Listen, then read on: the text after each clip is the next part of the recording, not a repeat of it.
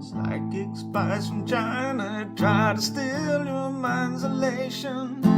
Little girls from Sweden dream of silver screen quotations. And if you want these kind of dreams, it's Californication. Heliocentric sun worship, Masonic illumination. Gravity's a glue that holds us down upside hallucination. Moving faster than the speed of sound, it's spinning spaceball magic.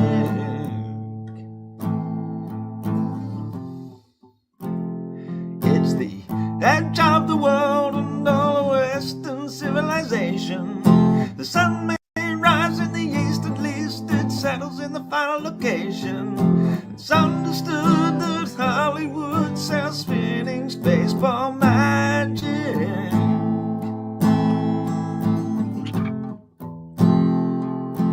Pay a surgeon very well to break the spell of aging.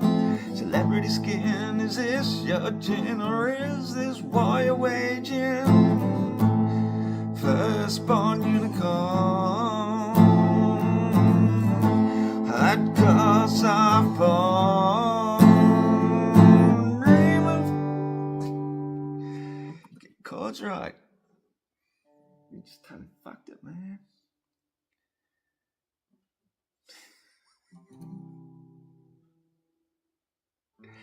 And you don't even care.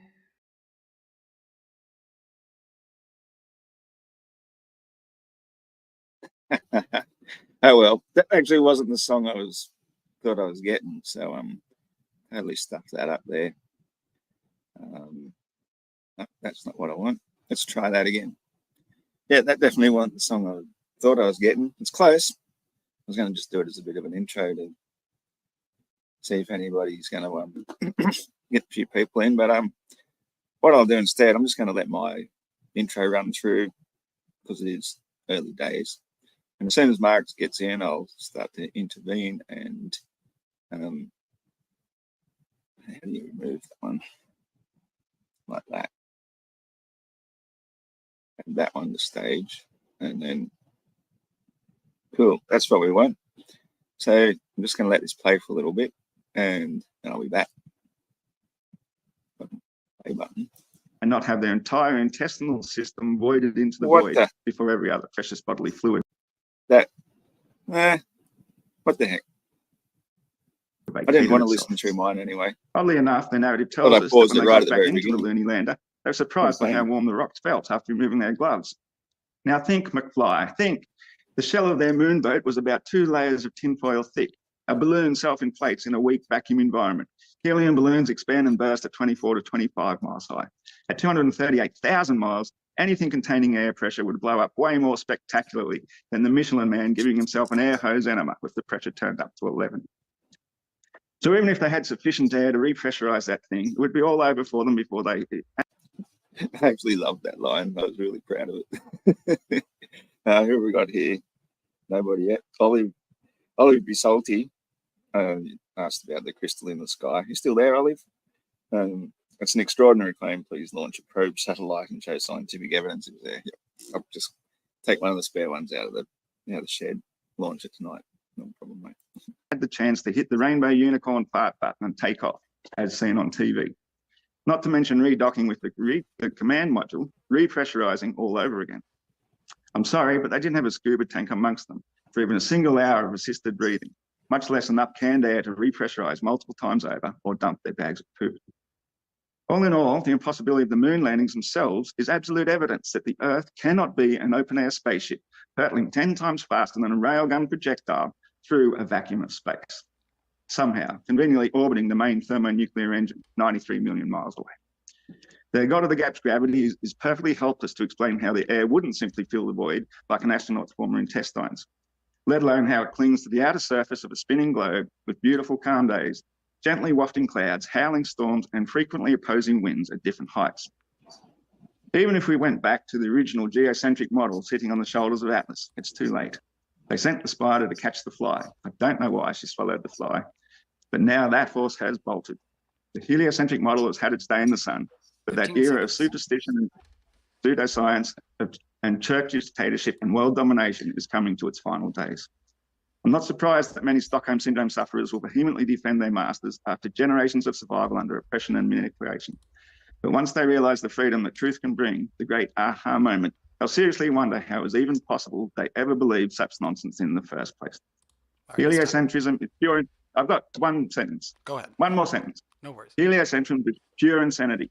The stationary topographical physical plane fixed at the bottom of the regularly repeating universe is the cure. Respectfully, on behalf of Mother Earth.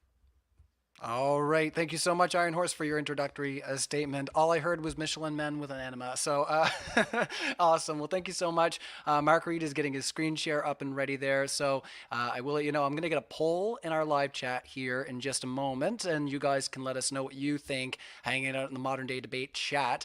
I'll also just shout out, James is in the chat and says, Flat Earth Aussie is not actually related to Ryan nor Mark. Flat Earth Aussie is actually my father. Is that true? Did you are you secretly Darth Vader and you brought us the chosen one? Is that what you're telling us? Anyways, we're gonna hand it over to you, Mark. You have up to 10 minutes, and thank you so much for being here. Yep, no problem at all. And I'm just sharing my screen, I think. Did it share? Yep, you're up and running. Okay, fantastic. And I'll just organize my side.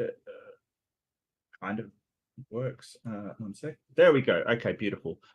So first off, thank you so much, Ryan and Modern Day Debate, for hosting me. Thank you to Flat Earth Aussie or Flat Earth Aussie Genius or Iron Horse or whatever you're still calling yourself now. Thank you for being my opponent. And thank you to the audience for tuning in. Did you hear that little paw?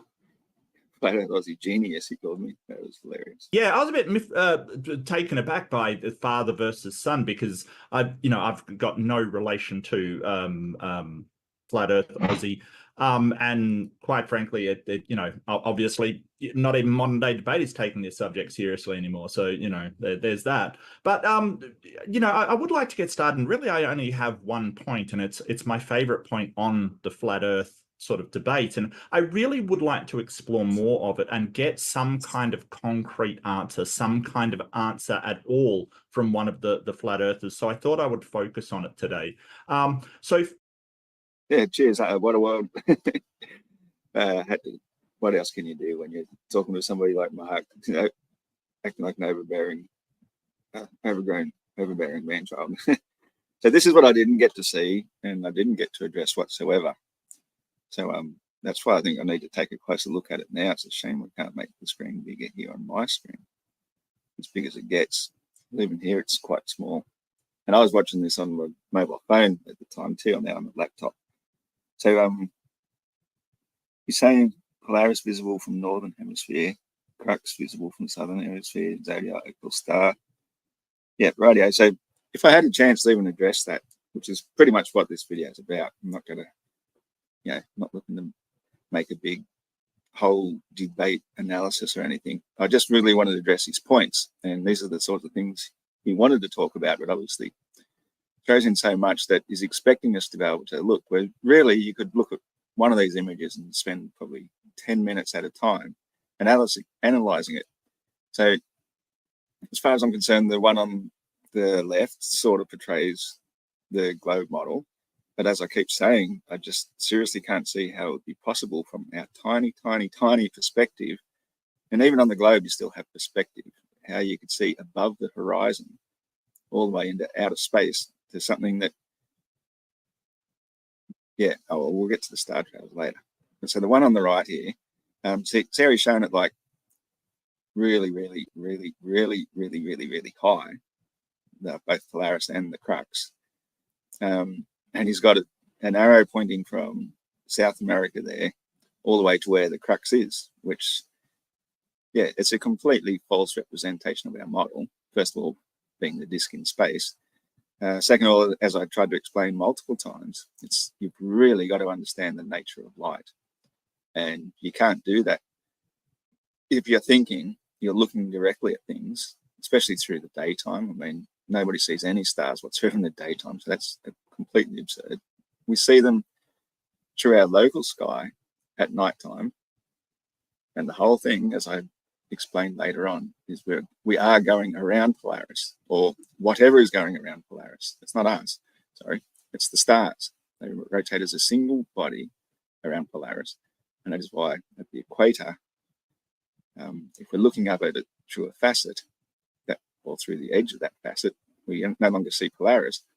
If you draw that to scale, you draw Polaris even lower than the bottom of the arrow that's pointing straight up to it. It's even closer to the ground. In fact, at scale, if we were to draw the atmosphere to scale and made that Earth the size of a basketball court, the height of Polaris through the firmament, the visual height to each individual viewer, would be about the same height as the lacquer on the floor. So that's why it's really, really difficult to draw anything to scale when it comes to the flat Earth model, and why they draw everything so wildly out of proportion. Obviously, then the crux sits above those southern continents during their local night, and as it rotates around, they see it the exact same sort of thing of the stars rotating around an alleged southern celestial pole.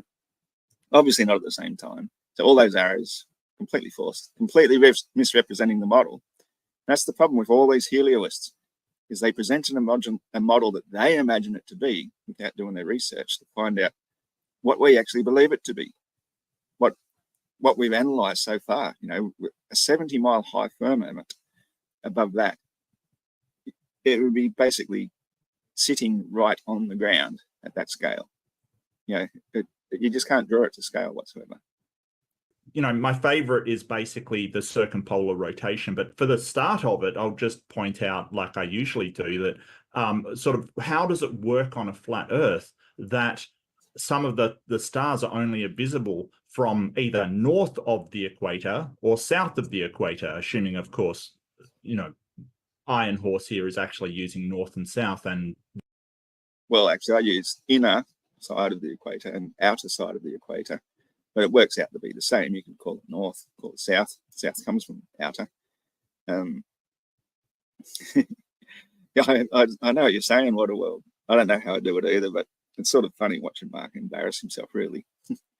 You barely stand to listen to Mark insulting me, condescending with his smarmy voice the whole time. I'd have lost my shit. Thanks, bro. I just don't see the point. I'm not emotionally attached to him in any way, shape, or form whatsoever. When people lose their shit like he does, what they're really doing is projecting. They're projecting their own frustrations in their own life. And so they're assuming somebody with a difference of opinion, who's just come to discuss that difference of opinion, is, well, it's just revealing their personality. That's basically how I see it, and I feel sorry for the guy in a way, because, wow. The equator. It's very odd that over all of these times I've debated, and the years and years people have been debating this, that no one on the flat Earth side can come up with any kind of model to explain this. Anything we can check to even mark what we see in the world against some sort of explanation. They will say vague platitudes like perspective or something else, and never any actual thing that we can look at and compare to the world around us. Now, for the world around us, what do we see when we look at the circumpolar stars? Now, See, that's exactly right. He's not even talking about the Earth. He's just talking about the view from the Earth. And that's straight away into the stars, looking at what we see. And as I kept trying to describe, if you're further down the side of the ball, the angle that you'd be looking at Polaris would mean that the nearest stars closer to you at your latitude, closer to the equator, would appear to be moving in almost straight lines. And then they'd get more and more kind of egg-shaped, oval towards Polaris. And then they'd be like at the pointy end of the egg would be the other side of Polaris. They wouldn't be circular. So you can't, the fact that you can do this from anywhere on Earth proves we can't be on a spinning ball. to be looking up at it, because it's the motion of the spinning of the ball that should be creating the appearance of the stars. They just do not comport. It's in the northern hemisphere. I believe it's from Northern America. And basically we can see. He believes it's from the Northern America. I mean, far out. That's a huge area from almost, I don't know how far South Florida is, or Texas, but it's getting pretty close to the equator, all the way up past Alaska. That's a huge area of latitude, which would make all the difference to how the stars should be appearing. So knowing exactly where this is taken would help. In fact, it's quite odd when you look at that. Is it a wind gauge on top of that steeple? It's got a very distinct lean onto it, which means it's not even a true image anyway. It's a fisheye image.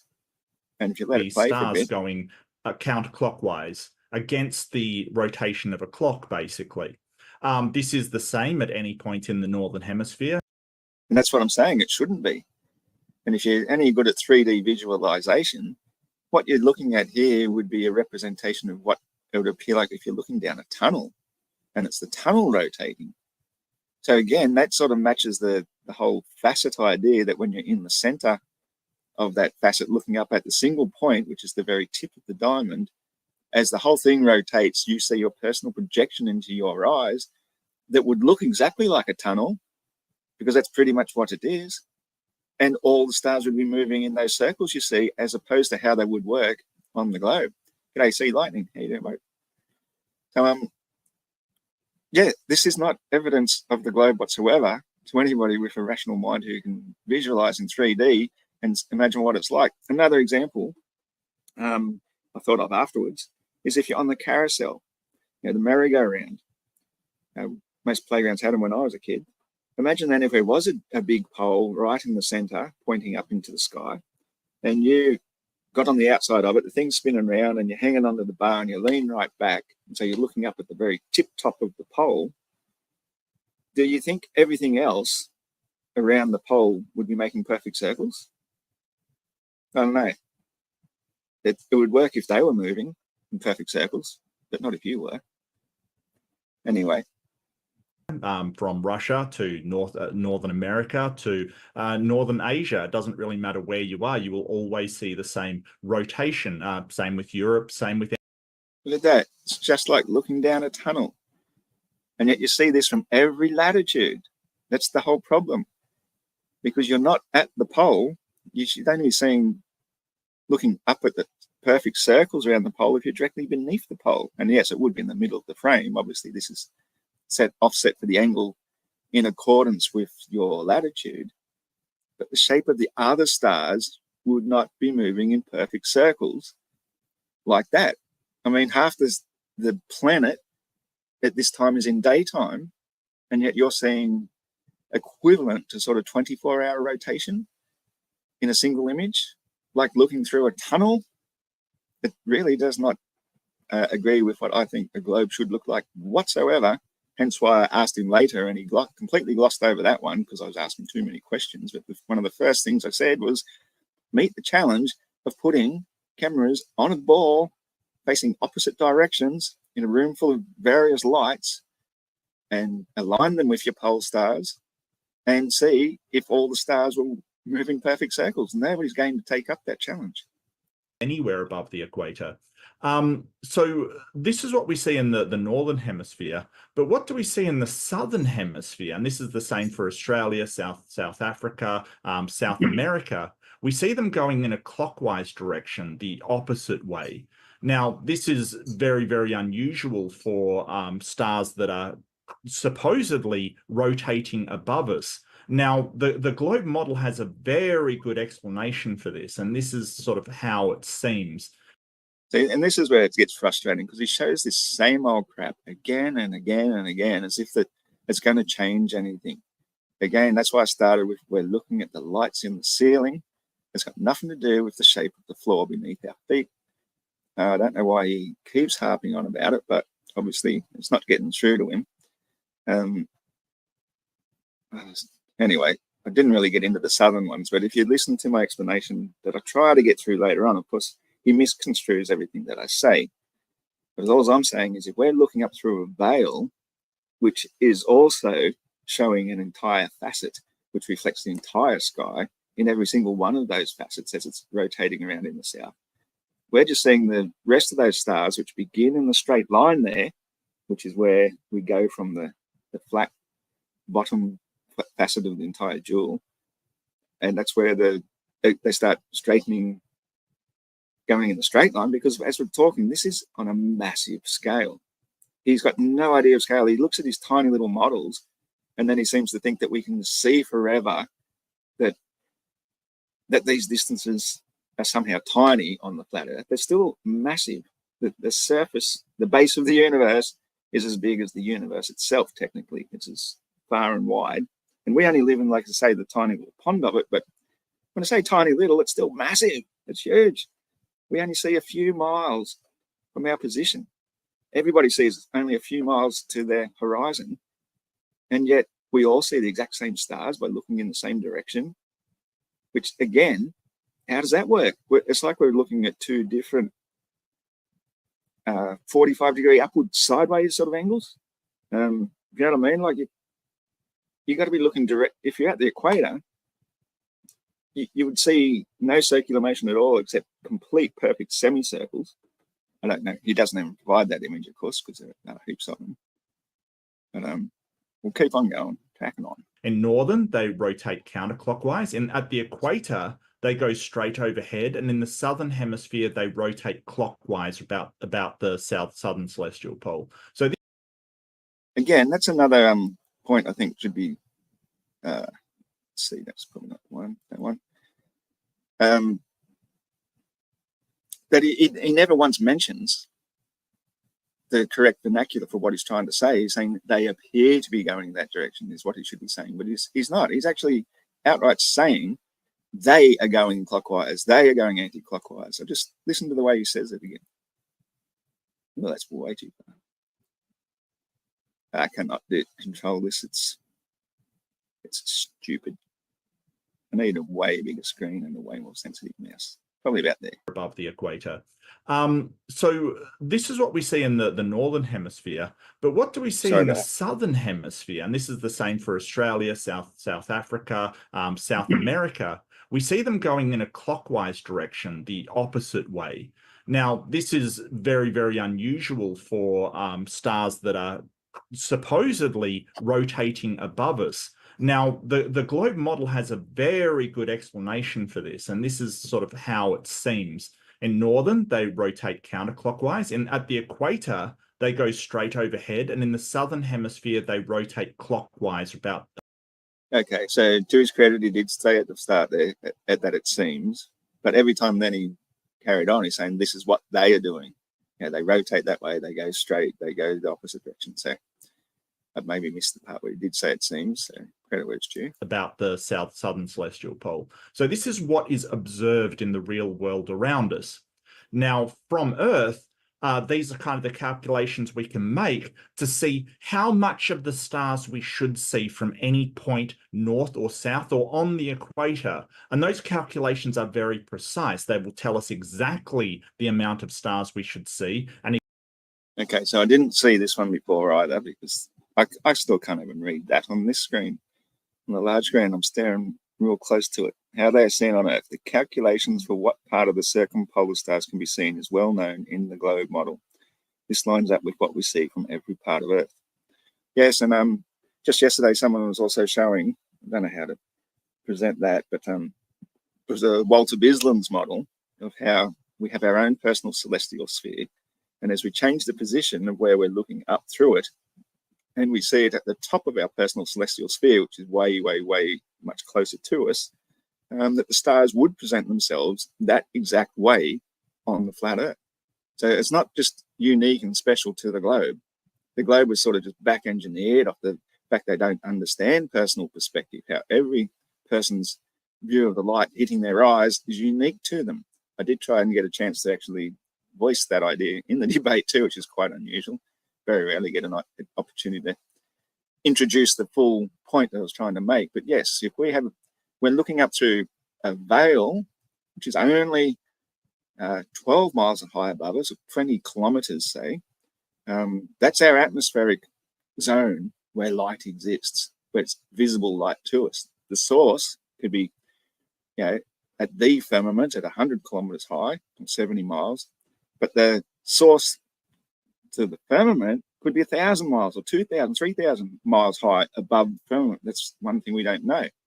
It just, the energy passing through the firmament creates a stimulation in the hydrogen layer, which then that energy projects directly through line of sight to the viewer, through the firmament B, 20-kilometer high one, ozone layer, if you want to call it that. And that's where the light begins to propagate and appear to our eyes, which is why everybody gets to see perfect circles. It works from a flat surface where it's projected through a screen that you can't see through. All you see is the lights themselves coming through to your point of view. So that's why I think these globers, they're always saying this is impossible on a flat Earth. It can't be done on flat Earth. It's only particular to the globe. Whereas if you really analyze the globe, it's impossible on the globe.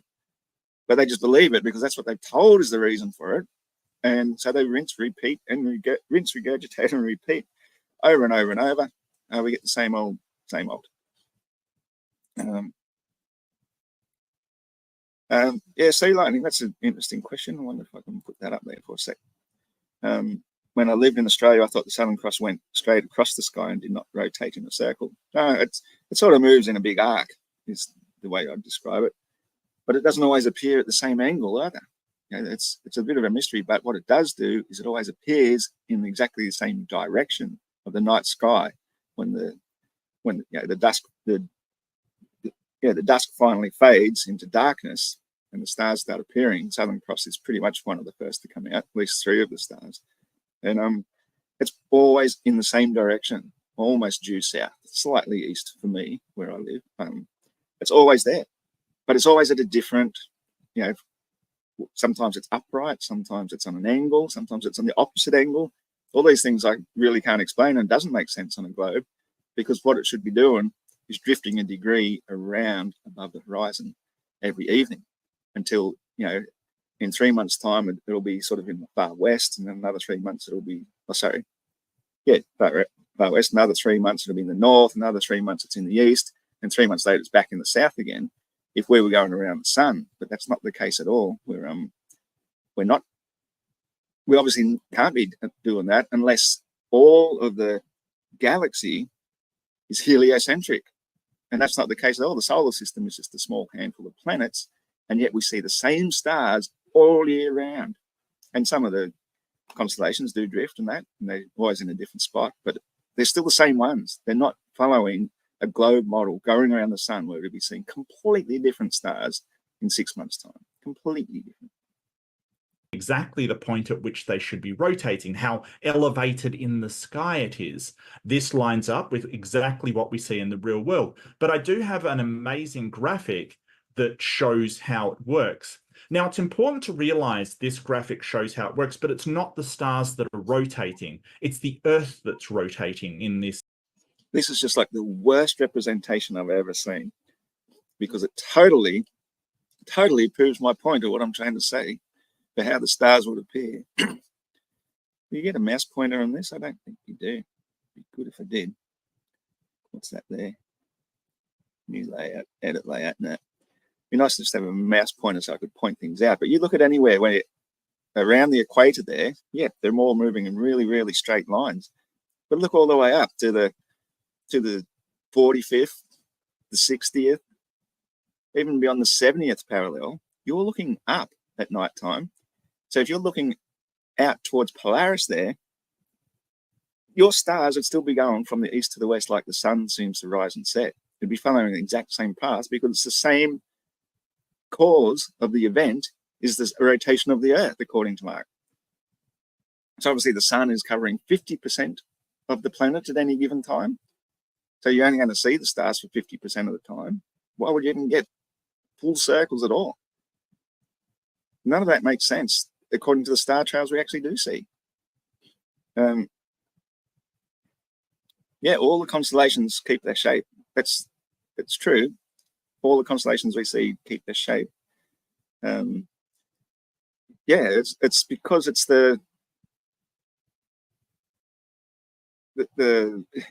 it's really hard to explain. That's why I think that whole entire video needs to be watched and understood a couple of times. The Lucy in the Sky with Diamonds one, because when you're looking at facets the facets sort of bend and come straight at you. But then because it's straight and flat, then your perspective turns it into a personal dome as well. So it looks as though the stars right above you are really high, and then they sort of fan out into a personal dome around you, which is probably where the idea of a dome came from in the first place, because again, another misunderstanding of perspective.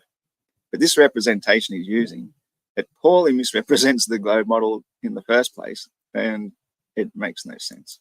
This graphic, it just is there to see. Look at that there. That's where you see the perfect circles, right down the very arse end beyond the 80th parallel. Right down there, that's where you're seeing the circles. But yeah, you have to put them millions and trillions and billions, and you have to put them multiple light years away for it to even to begin to make sense. But even so, your part on the side of the ball would elongate the part you're under and shorten the part furthest away from your point of view. Simplify what you're actually seeing and how it lines up with what we observe in the real world around us. And this shows the northern, then the southern, and then the equator, and how we should see the stars, which is exactly what we see. Again, that's not exactly what we're seeing. He's got to be almost all the way up to the pole to be seeing that. And when he had that one at the equator, I'm not even going to try and rewind it. But as I said, there's a 360-degree picture I've got. It may be a composite picture, but it doesn't look like it.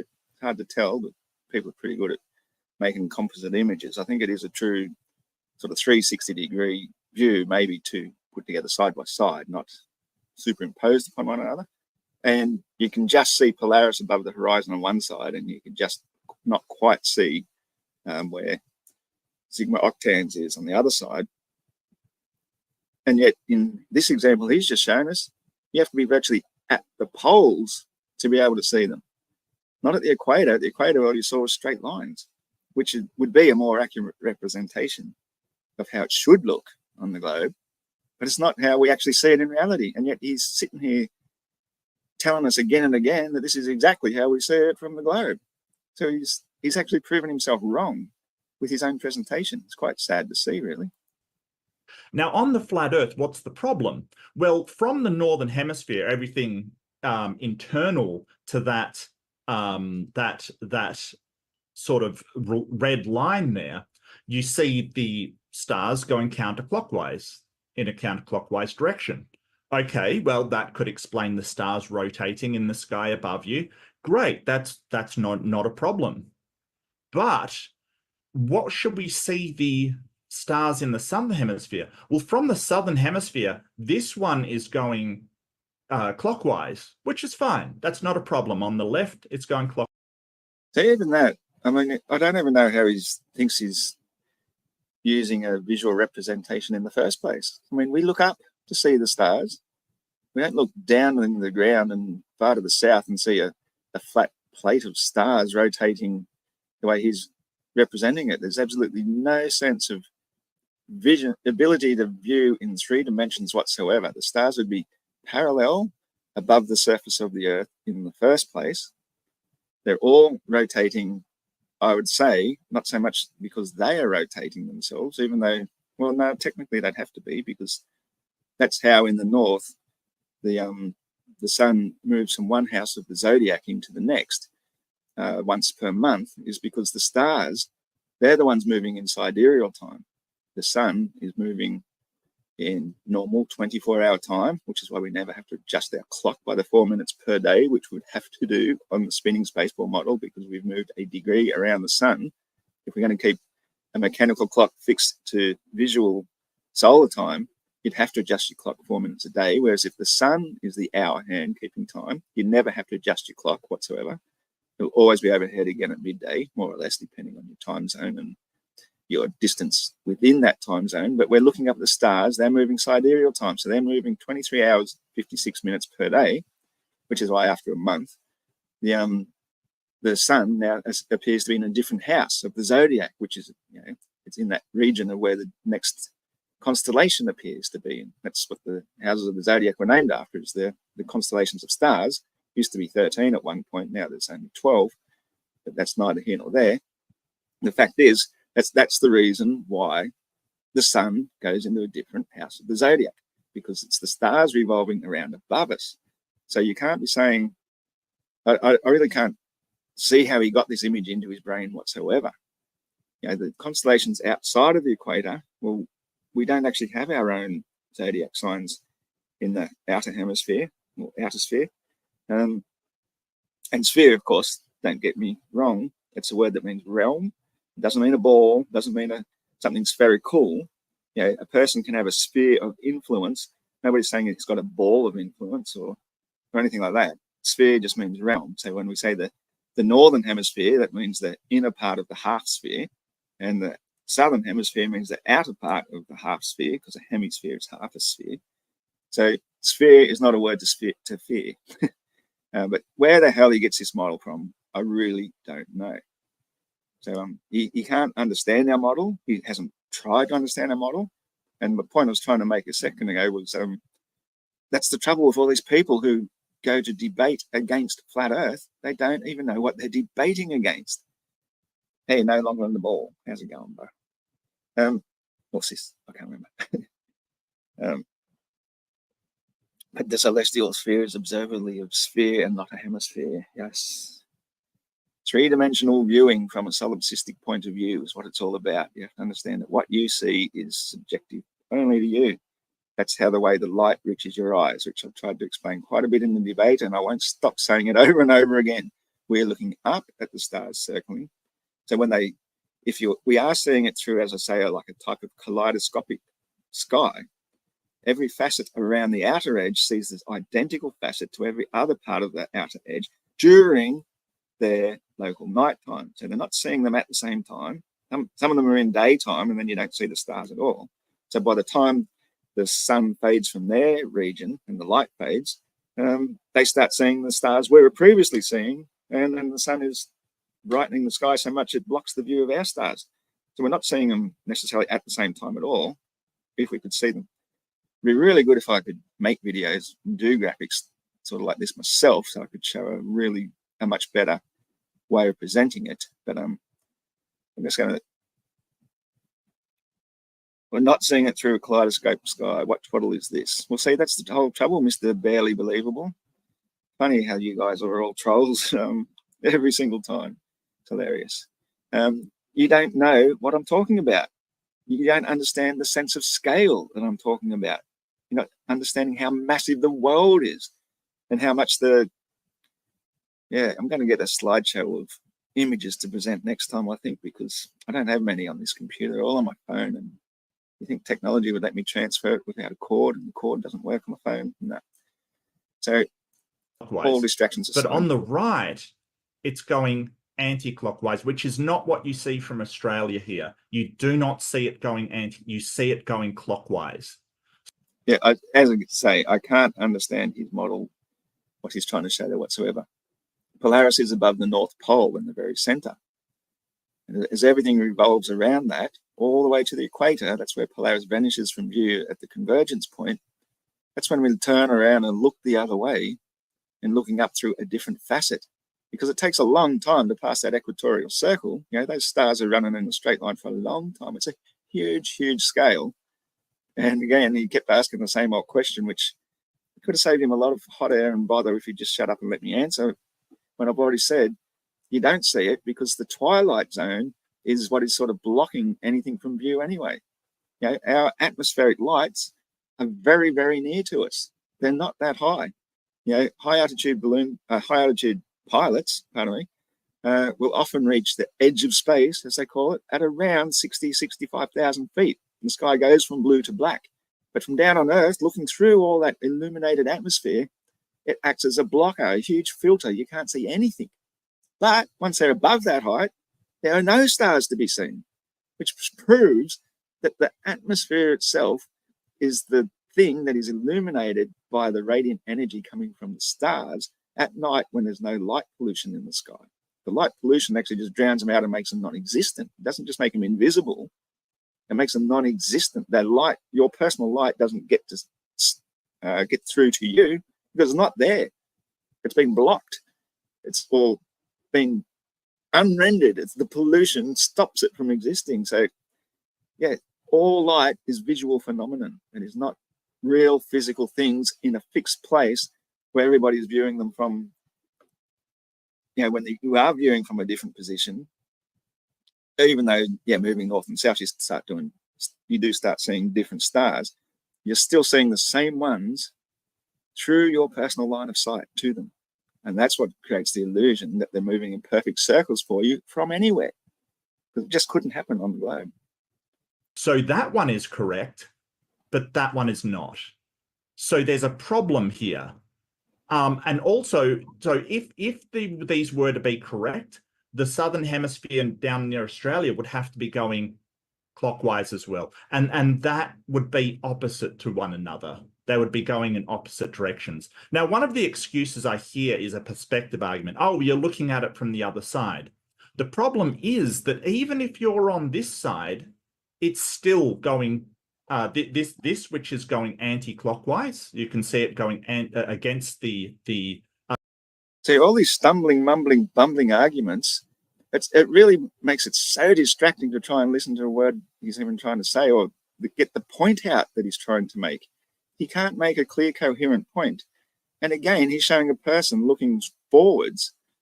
You know, how many stars do you see when you're looking forwards? 1 or 2 sitting above the horizon? If you want to look at the stars, you lean your head back, you tilt and look up. That's where the stars are. That's where they're making their circles, up. We're looking at like a flat disk of stars above us. Obviously, as he showed with the star trails, it's like we're looking up through a tunnel. So it is, in a sense, a tunnel vision. Yeah, I always wondered where that word came from.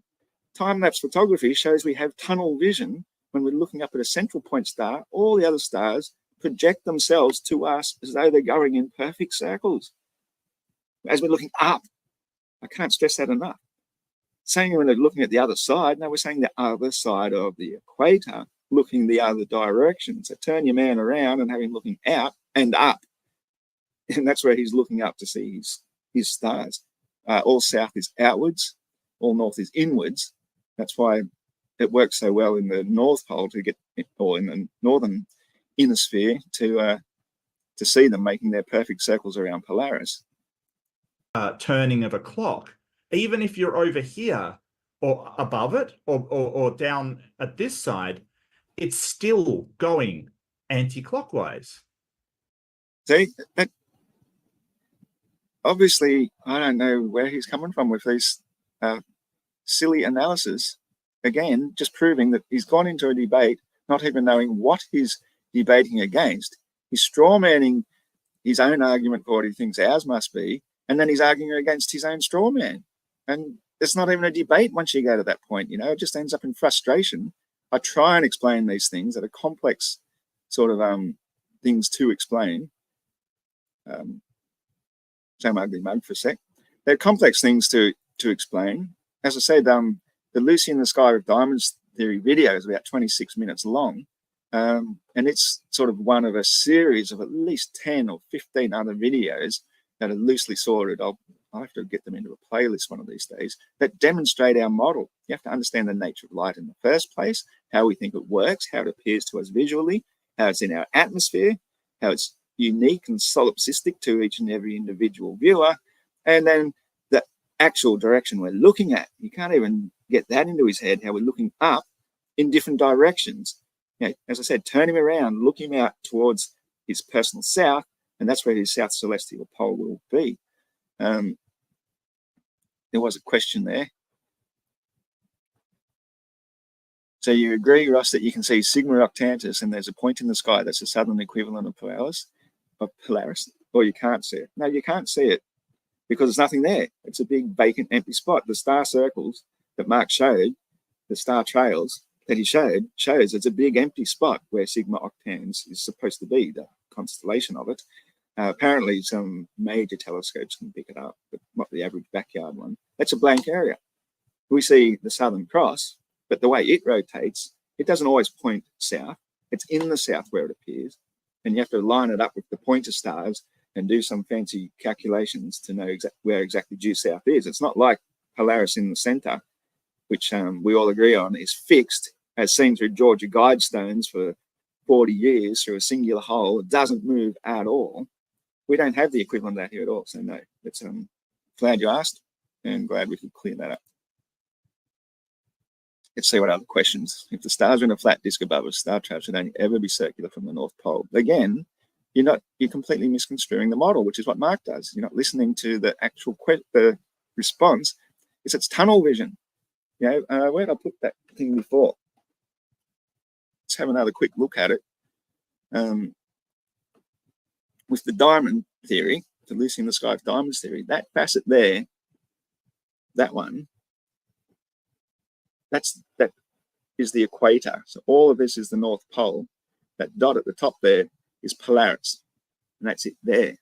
So when we're looking up through it, we've got our own personal tunnel vision projected through all that, and that's why if the skylight itself is what's rotating, it creates the appearance of the stars moving in perfectly circular vision to each and every individual viewer, because that's how you're seeing through a glass darkly, basically. Once you're outside the equator, this is just an example. I'm not saying this is the actual model. This is just the way that facets of light work, is that you've got multiple facets there. Each one of them could be 1,000 miles big, 2,000 miles big. We see a horizon 3 miles away. So we're only ever going to see up through one particular facet as the whole thing rotates very, very slowly once every 24 hours. And we see through our facet at night time.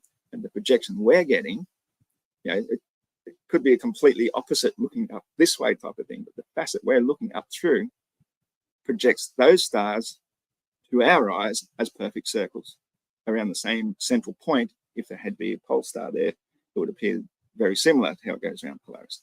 So I hope that clears that up a bit.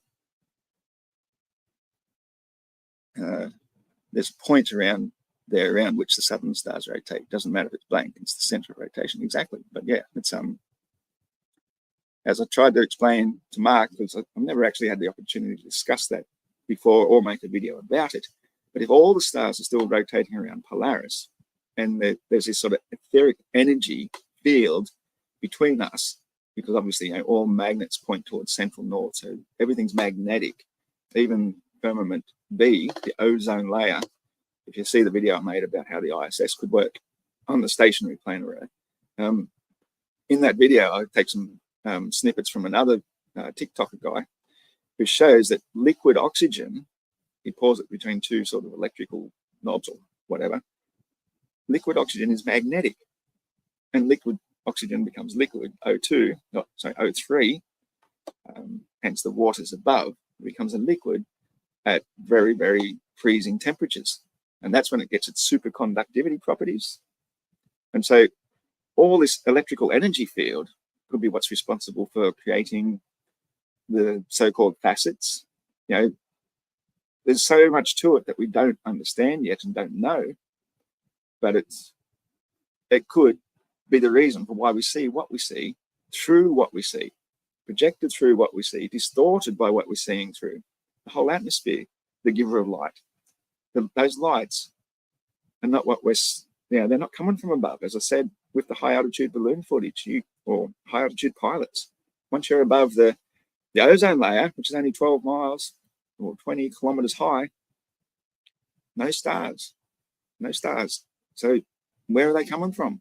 It's the energy coming through that transmutes or creates the light in the atmosphere by some sort of electrostimulus or ionization of those particular gases in the direct line of sight between us and it. The stars we see are literally in our eyes.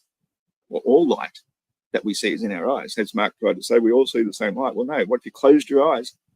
You're not seeing the light anymore, are you? You only see it because you're seeing it through your eyes. That's the whole thing. I know, crazy, isn't it, when you think about it? Just going to read a couple more comments here. I've got really bad eyes at the moment. The glasses don't work. If I'm back here, if I get up here, I'm going to take them off, and then I can read again. If there's facets, why do we never see odd optical effects at the edges? It would be unavoidable. But we don't. Well, we do. But the odd optical effect is the twilight. that's the odd optical effect, because the light getting refracted through the next facet starts coming in and then starts illuminating the noble gases of the atmosphere to create the twilight, and that layer becomes a shroud or a veil you cannot see through. It blocks it. And then by the time the sun comes up, it's blinding, and then the entire sky by that stage is quite bright. And it's the brightness of the sky itself that prevents us from seeing it. Yeah, it's a brilliant concept if it's true, whoever thought of it. But that's how it would work. There's nothing to see to distort it, and nighttime's too dark. Amazing, eh? Let's get back to the video. Oh, hang on, that's right. I was going to read one or two more comments. Mikey has a videotaped Polaris for 20 minutes and it never moved. Oh, well, that's right. As I said, for 40 years, mate, there was a hole through Georgia Guidestones where you could go and view it every night of the year. The 20 minutes is nothing. That's what time-lapse photography with the star trails is all about, is that Polaris doesn't move. I mean, there is a tiny little squiggle sometimes, which is what I would say is the reason why magnetic north tends to have that so-called wobble, because they're measuring that wobble. It's an energetic, etheric effect in the magnetic field that is creating the so-called wobble. That's why we say true north and magnetic north. Well, no, true north is just like, because at the time when they made the maps, that's where it was. So that's what their map says. That's true north. But now magnetic north, because it's drifted, because Polaris slightly drifts from time to time, not a lot, bugger all, but the effects of that then affect our magnetic field, which is why magnetic north seems to move quite regularly and often, mind you. And so yeah, that explains both those problems. Yeah, electromagnetic energy. I don't know the correct terms for it because I don't think anybody's given it one before. Okay, see you, Bailey. Try not to hit the door where the good Lord's. That's not how it goes. Whatever. Bye.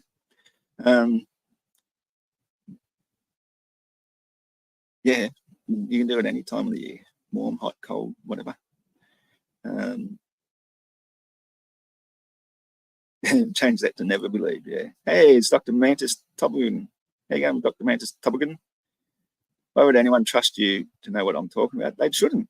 Don't anybody trust a damn thing I say, mate. You search it for yourself. You try and debunk it yourself. If you can debunk it, come back to me and say, hey, look, I saw what you said and I tested it and it doesn't work. And this is why it doesn't work. So you're wrong. And I say, okay, let me test that for myself. Oh, yeah, you're right. Okay.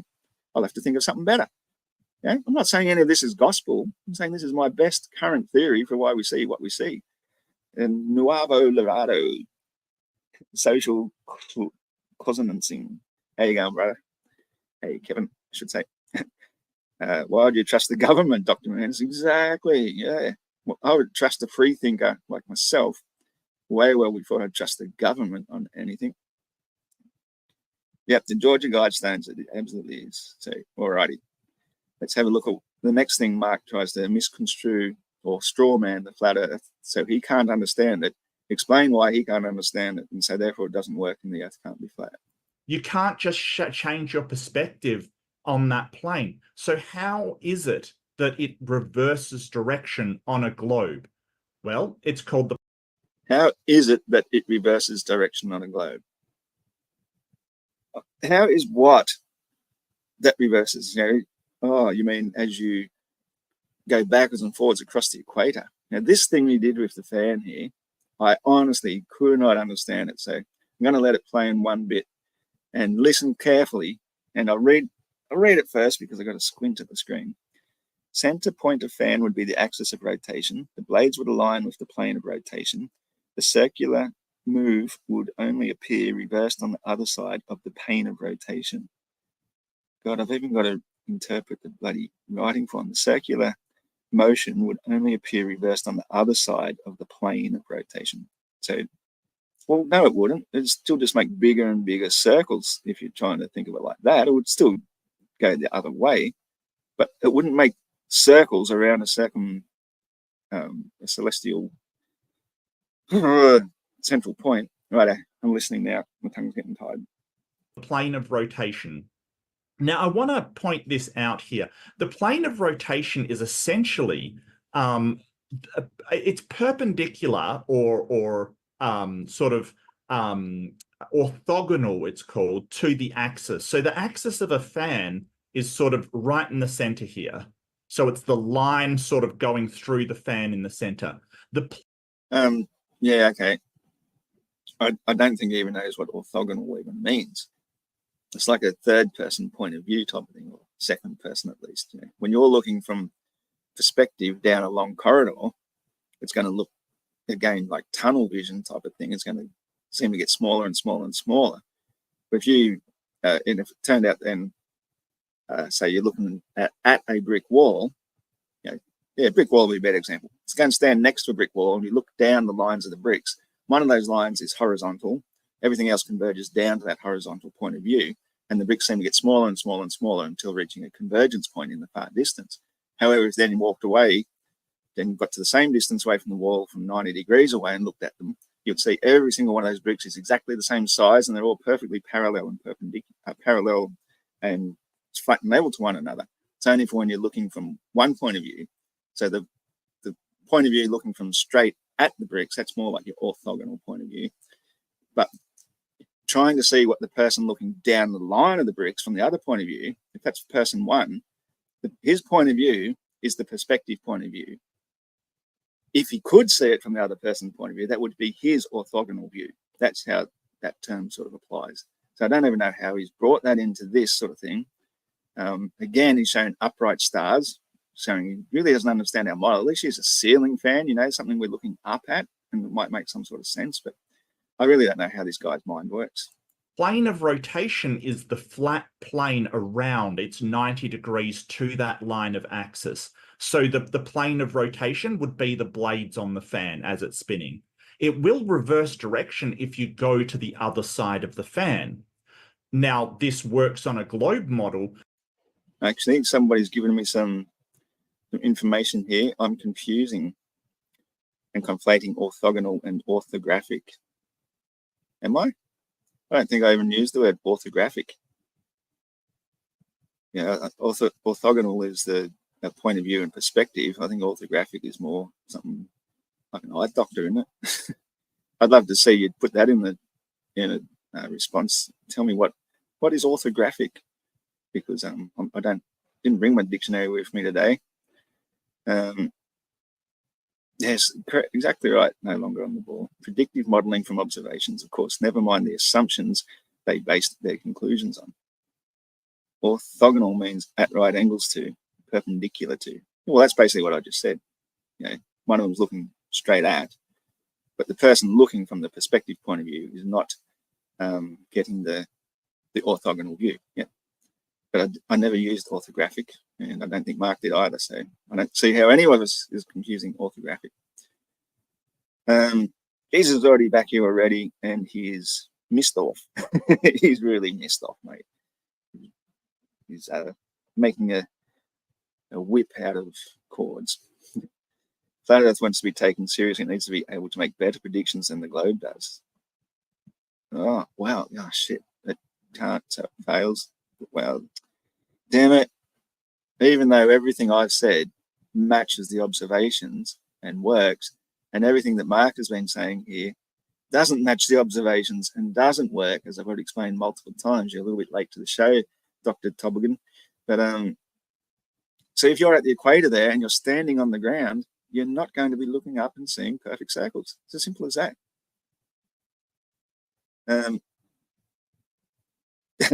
Nothing unique to the globe model except the lack of curve, the lack of motion, the lack of anything that makes sense. You can't have a pressurized atmosphere in a vacuum. That was the biggest one that Mark kept avoiding. No, gravity, where gravity gets weaker and weaker anyway. But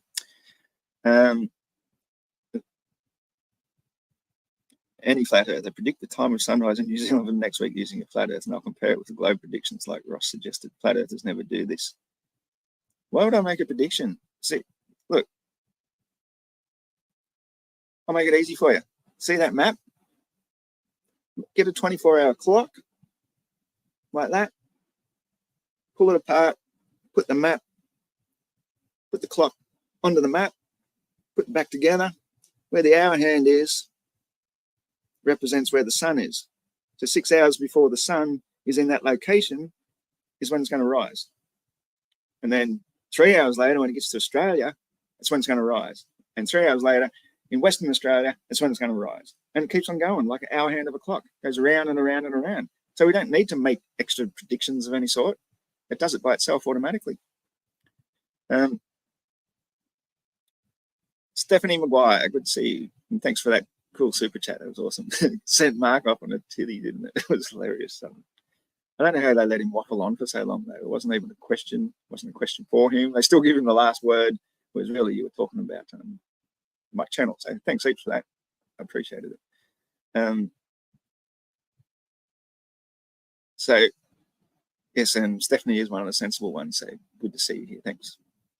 So let's go back to Mark's nonsense. I wonder if I can stick my little head in the corner. No, I'll be in the way of his presentation. I'm going to even try and read this too. The plane of rotation on the globe. The globe model shows that it is not the stars rotating and instead it is the Earth rotating. The plane of rotation is orthogonal or right angle to the axis. The axis is straight through the middle from pole to pole. So it's at 90 degrees, the plane of rotation. Okay, that makes sense. This would make the equator the plane of rotation. Okay, that works. The person in the southern hemisphere and northern hemisphere would be on opposite sides of the plane of rotation. Yeah, that also works. But again, let's see where we've got that dotted line through the center. Let's say at about halfway between the equator and each pole, that's where I suggest, about halfway. You can put one on opposite sides of the planet too. They don't have to both be on the same side here, both in America type of thing. But that's where I suggest put your camera pointed at your celestial pole and make time-lapse, perfectly circular star trails. I'd even say possibly go a bit further out, 45 degrees both ways. But yeah, one either side. And you can do that on Earth. It works. We know that.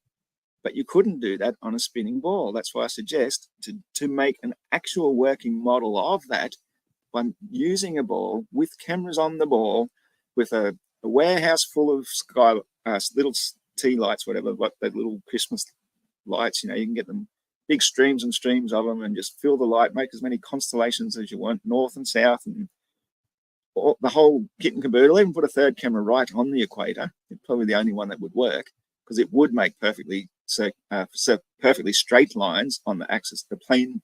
What's it called again? The plane of rotation. But anywhere else on that ball, you would not get the camera to stay fixed towards the celestial pole.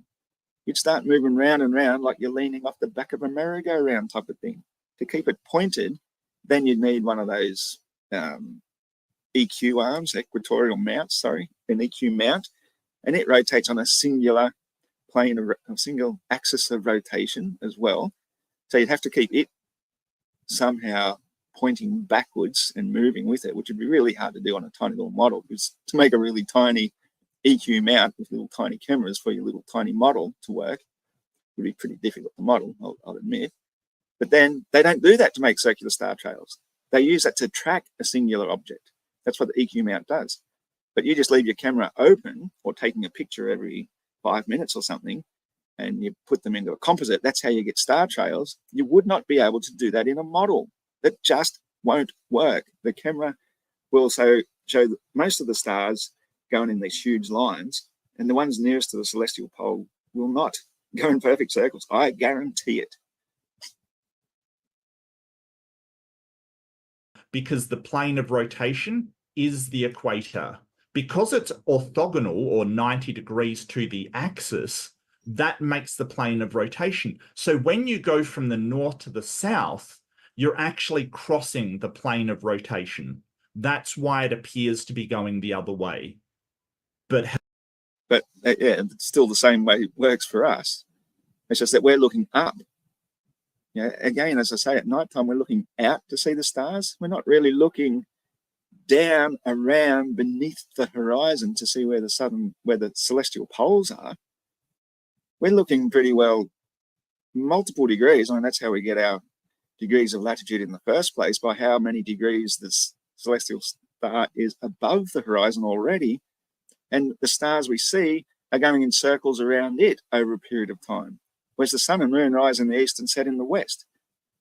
Due to that same axis of rotation, how is it possible that they move in circles, but the sun and moon move across the sky? All the stars would do the same as what we see the sun and moon do until you're beyond the 80th degree parallel. How does this work on a flat Earth? And this is what I'd really like to know. Because in order to go to the other side of the stars, presuming, of course, the Earth is stationary and fixed, you would have to go to the other side of the stars in order for that rotation to change. Because Okay. Yep. the plane of rotation would be the plane of stars in the heavens above us. So I want to know, and I want to see the model that shows how that works. How does that work? And if it is the Earth that's rotating, the flat Earth that's rotating, how do you get to the other side of the Earth and see the rotation change? Because that only happens when you cross that plane of rotation. The other thing I want to also just mention as a side note is sort of the... Wait till he gets his stumbles out of the way. What are you going on about, Mr. Toboggan? I'm just talking nonsense. Well, no, those people here late to the show, I'm not going to repeat the same thing for the 5th time already. I've explained why the stars move in perfect circles from our point of view on the stationary planar Earth due to the nature of light, the way it reaches our eyes through our personal projection through what we're looking at. It's been explained. I've just explained again how it is impossible on the globe model, because you're on the globe, you're moving with its rotation, you are not at the pole.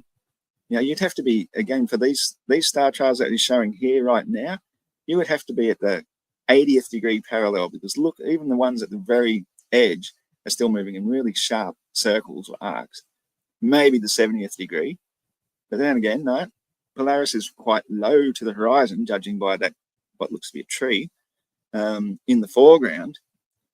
So that indicates, well, it's hard to say how tall the tree is and the height of the viewer, but you would think then that indicates somewhere around the 40th or 50th degree north latitude. Maybe, yeah, maybe, who knows?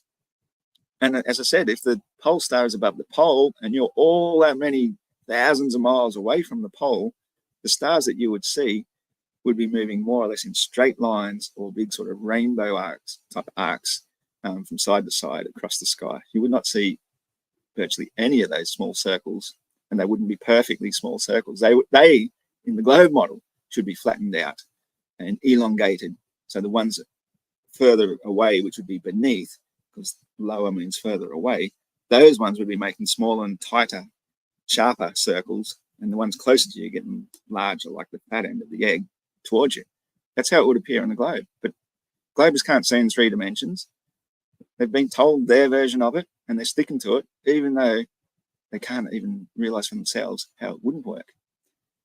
Geez, they're going over an hour already, haven't they?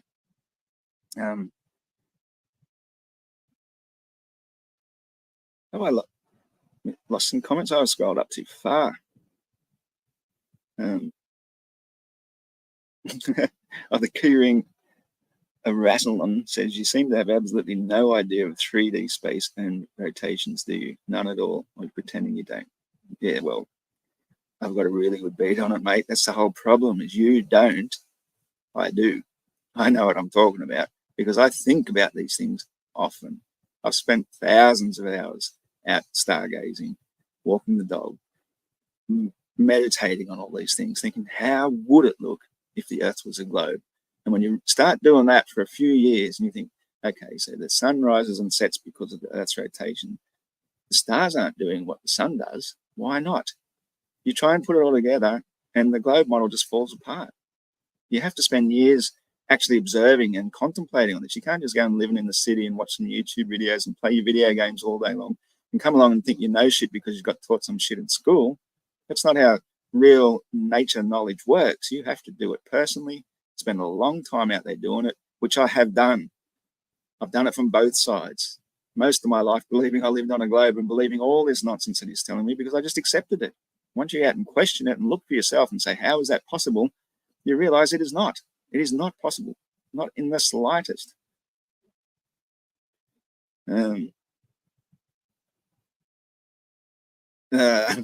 Geez, that's a really nice double speak there, Dr. Mantis Toboggan. You just said you know what you're talking about, but you also said you shouldn't trust you. Well, that's right. I don't think you should trust anybody. What are you, a child? Are you looking for a guru? Ain't you, guy? Don't trust anything I say. Go out and test it for yourself. That's the whole point of Flat Earth, is we investigate for ourselves. We make up our own minds. I mean, yeah, if you want to blindly believe what I say, I think more fool you. I'm telling you from my experience, this is how it's worked. And it works for me. It matches my observations. And that's how I come up with my ideas of how it could work. Does it match my observations? Yes, it does. Does it match what I expect to see from a globe? Absolutely not.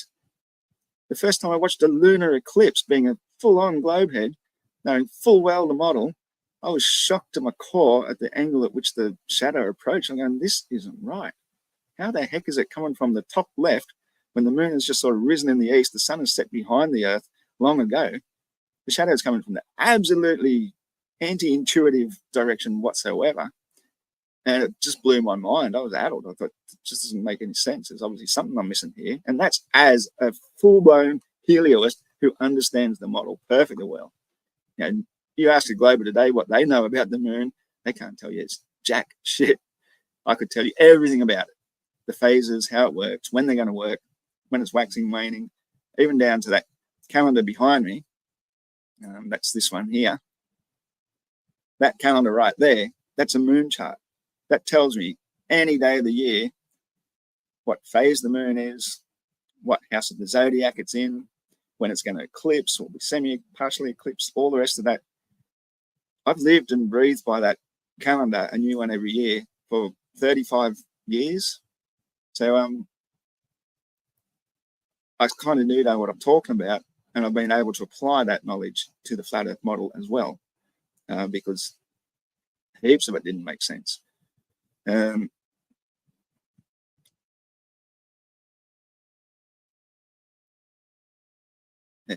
Some of the things about Polaris are just crazy. They do not make sense. None of the stars, all of the stars disprove the globe model. I mean, the parallax between every constellation, for example, you know, this is one of the biggest globe killers, really, if you apply some sort of critical thinking to it. If we're on the ball going around the sun, going 1,600,000 miles daily to move nearly a degree around the sun, it takes 365 1/4 of those rotations to make a full trip around the sun.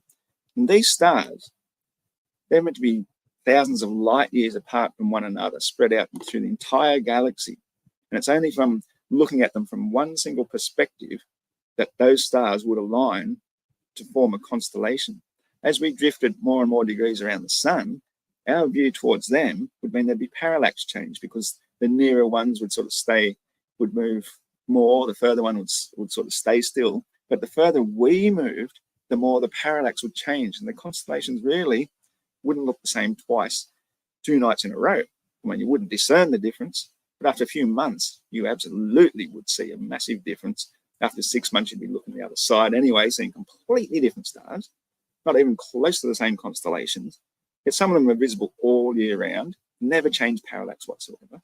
That alone kills the globe. I can't believe people can't even think enough to accept that.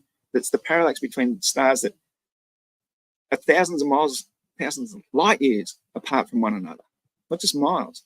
You know, if you go and put a bunch of posts in the paddock in some random sort of positions, as you move around, just walk up and down the fence line, you'll see the parallax between them each change. You know, one of them will be on the left of one at this time, and then you walk a bit further up. Actually, well, no, the nearer one to you would be on this side. As you walk further up, it changes the position, and it will be on the right of it. You know, the parallax change happens because the viewer is the one moving. But if the stars are moving as a singular body, as we appear, as we're looking up at them, as a massive singular disk of stars rotating around, projecting themselves through the atmosphere to our line of sight, what we see is what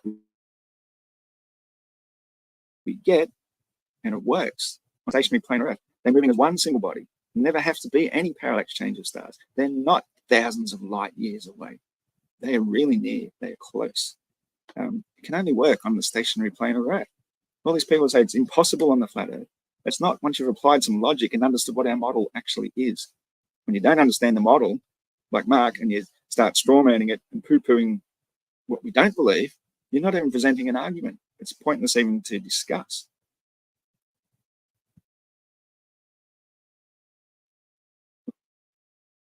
The final experiment, I want to know if Iron Horse or Flat Earth Aussie or whatever he's called now is actually going to Antarctica to see the 24-hour sunlight.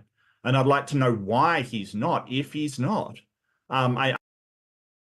Yeah, by the time I got around to answering that question, I didn't really give the same sort of coherent answer I had in mind when I first heard him ask. But yeah, I basically think it's an exercise in futility. I don't think it's going to achieve anything except make the guy sponsoring it a whole bunch of money. He's already been charged with fraud before for certain investments, so I wouldn't trust him as far as I could spit him. He's taken a bunch of, well, I'll explain that later. Anyway, people I wouldn't want to hang with. I just don't see the point. It's an exercise in futility. And even before we got to him asking that question again towards the end of the debate, I'd already answered it by the whole Lucy in the Sky of Diamonds theory. When we're looking up through our own personal facet, because the sunlight does spread out further and further in the summer season in the south, it kind of makes an image. If you look down from the, let me see, I'll just go grab one and show you what I'm talking about.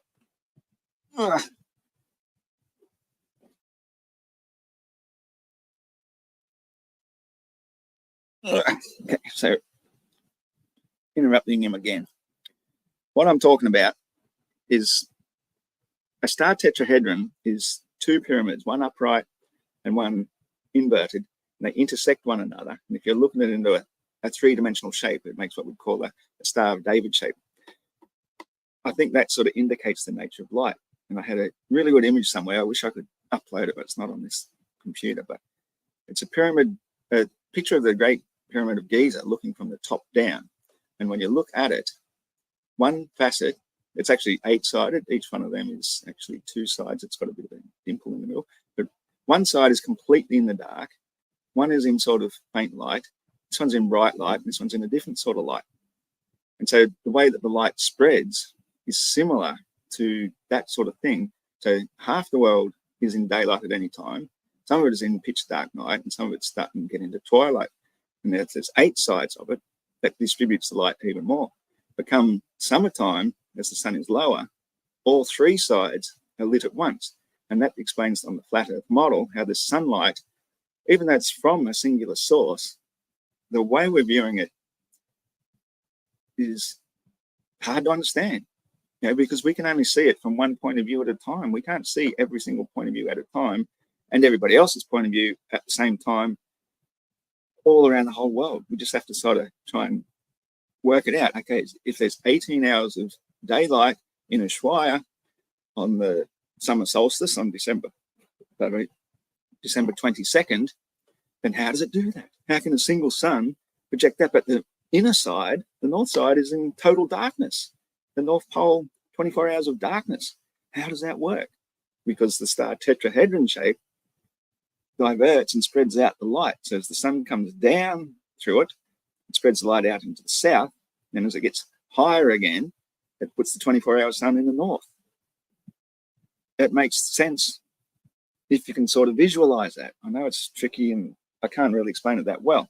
But again, then, when it gets to the outer facet around Antarctica, when the sun's at its lowest, it's distributing the light around the entire rim of the facet. And that creates then the appearance of a 24-hour sun in multiple places of Antarctica. So if we did multiple expeditions at once, like send out 12 parties in 12 different directions out around the ice wall and had them all scattered everywhere, they would all get their own individual unique 24-hour sun. And it would still work, and it would still create the illusion of a globe. It's a very clever illusion. I don't think we were supposed to work this out, to be honest. But that's how I've worked it out. And go back to the video. I think that it should be fairly easy. And if it's so important to you, why not prove it by going and seeing that the sun sets in the middle of summer in the Southern Hemisphere?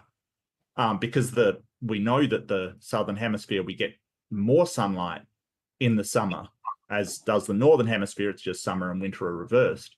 So I would like to sort of press on that. But really, I would like to have an explanation for how you're crossing that plane of rotation.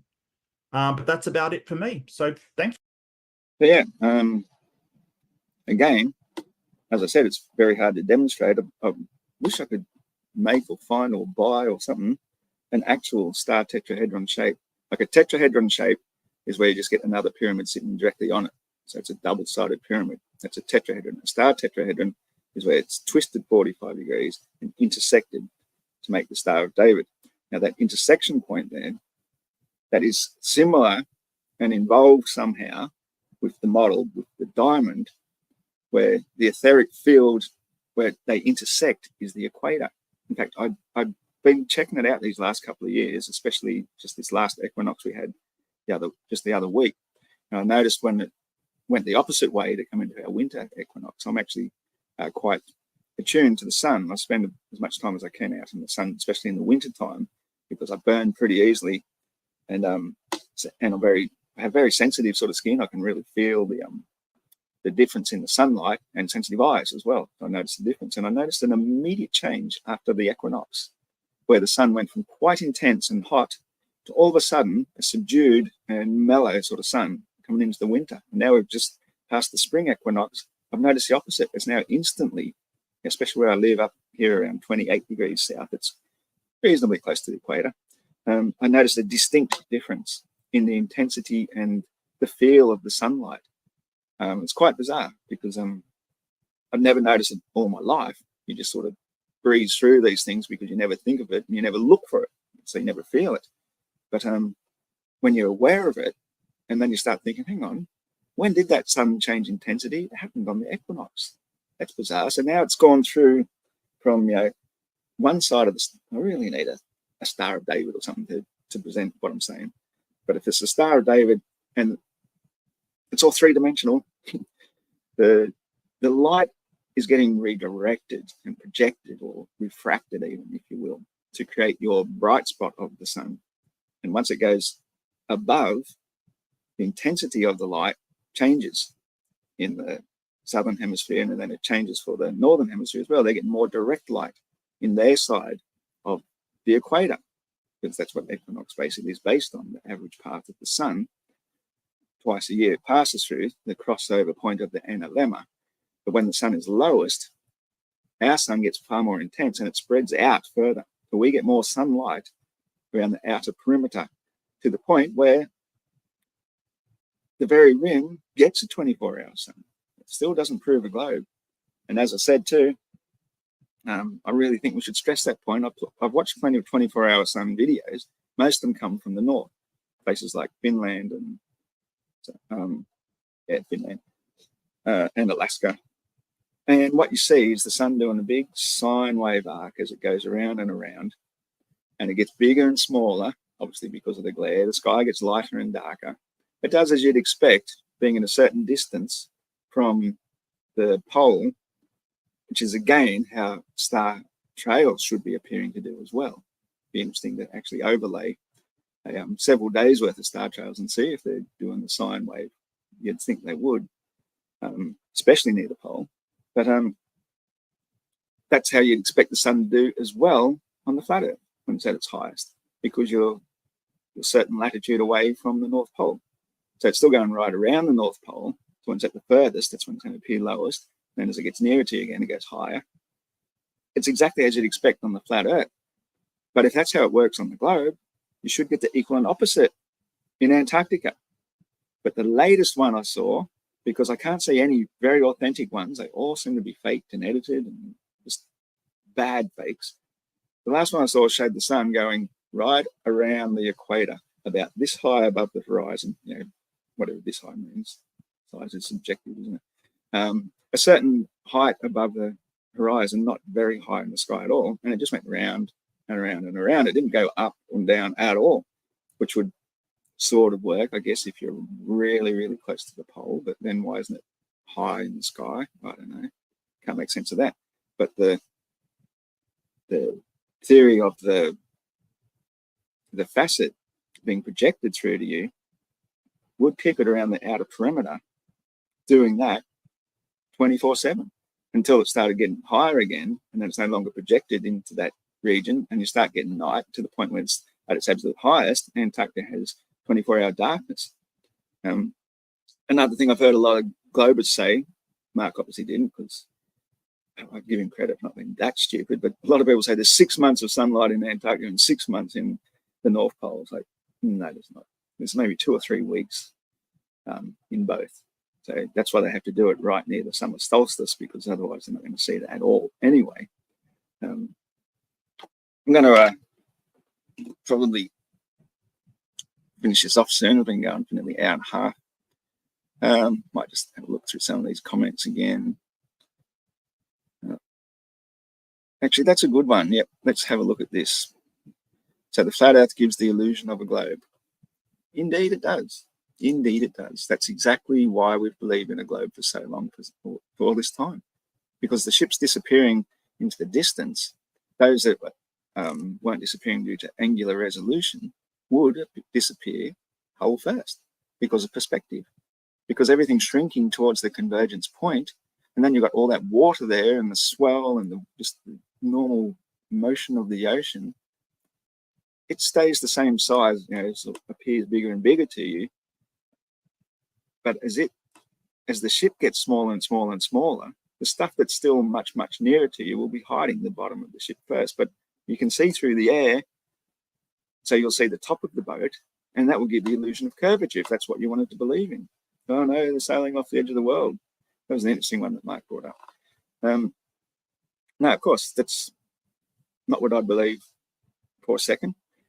What I might do is have a quick break.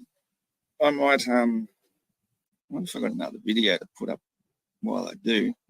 So I'm just going to ping off for a bit if you want to hang around.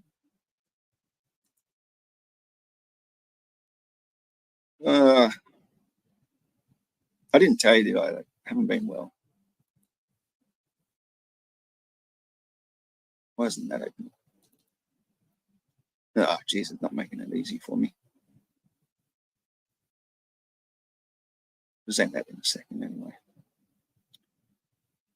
It might do it automatically. No, there we go. No, it did do it. All right. Not just yet. 2 more seconds. Obviously got more questions. So I didn't really give that a proper response. Yeah, it's all perspective.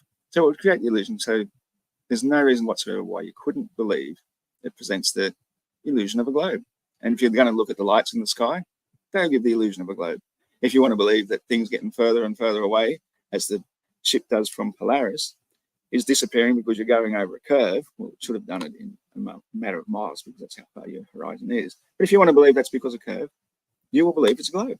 It's as simple as that. It's just simple perspective, flat line perspective appearing in your personal dome. It's going to give the illusion of a globe. That's why people have believed it for so long, because it gives the illusion of a globe, especially if some wise guy comes along, even though he knew nothing, and he decides this is what's causing the boats to disappear. Oh, look, a shadow on the moon. Ooh, that shadow's curved. Hey, what if that's coming from the Earth? That means the Earth's a ball. Yeah, it's all ancient superstitious nonsense thinking. But if you want to believe it's the cause for a globe, that's what you'll believe.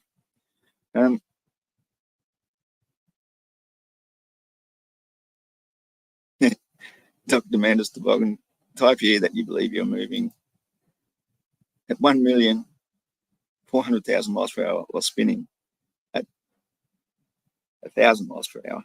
Oh, wait. Yeah. I know, the absurdity, isn't it? Sorry, poor keeping of it, doesn't it? It's absolute nonsense. Well, maybe you should, as I say, get some background knowledge. If you want to discuss a topic, you should learn about the topic first. And that's why I've been making videos for several years now. Ones that in the last year or so in particular, I find I've been getting my arguments down more succinctly, but you have to understand the model that we think, or what I think we're using, is in the first place. You know, if you're looking up, let's say you got a frosted glass window in your door.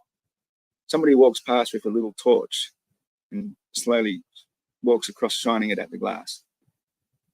100 meters down the road, a car does a turn, the light goes across the glass. You can't tell the difference between either one. You wouldn't know which is which. They're going to appear the same because the glass is projecting the light to your eyes. That's what you're seeing. You don't know what's doing it, know what's causing it.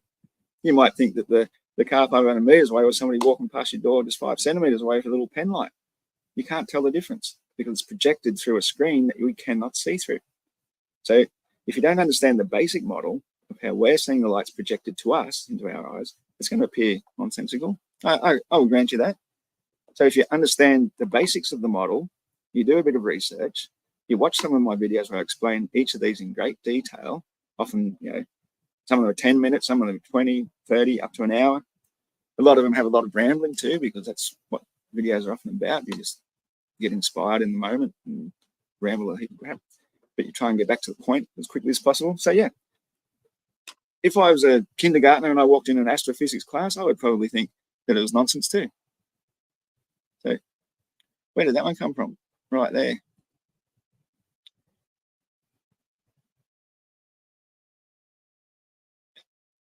Yeah. Give it to him, Sea Lightning. Give it to him. He's a bit of a clown. He's just a regular sort of prowler of the channel. So yeah, I'm going to be back. I'm just going to start this video, and I'll be back in about 5 or 10 minutes. Well, good evening, and welcome to the Iron Horse channel. Most people know me. My name is Ross. It's no big secret. This morning I was woken up and felt obliged to just draw something, and that's what I sort of started with. And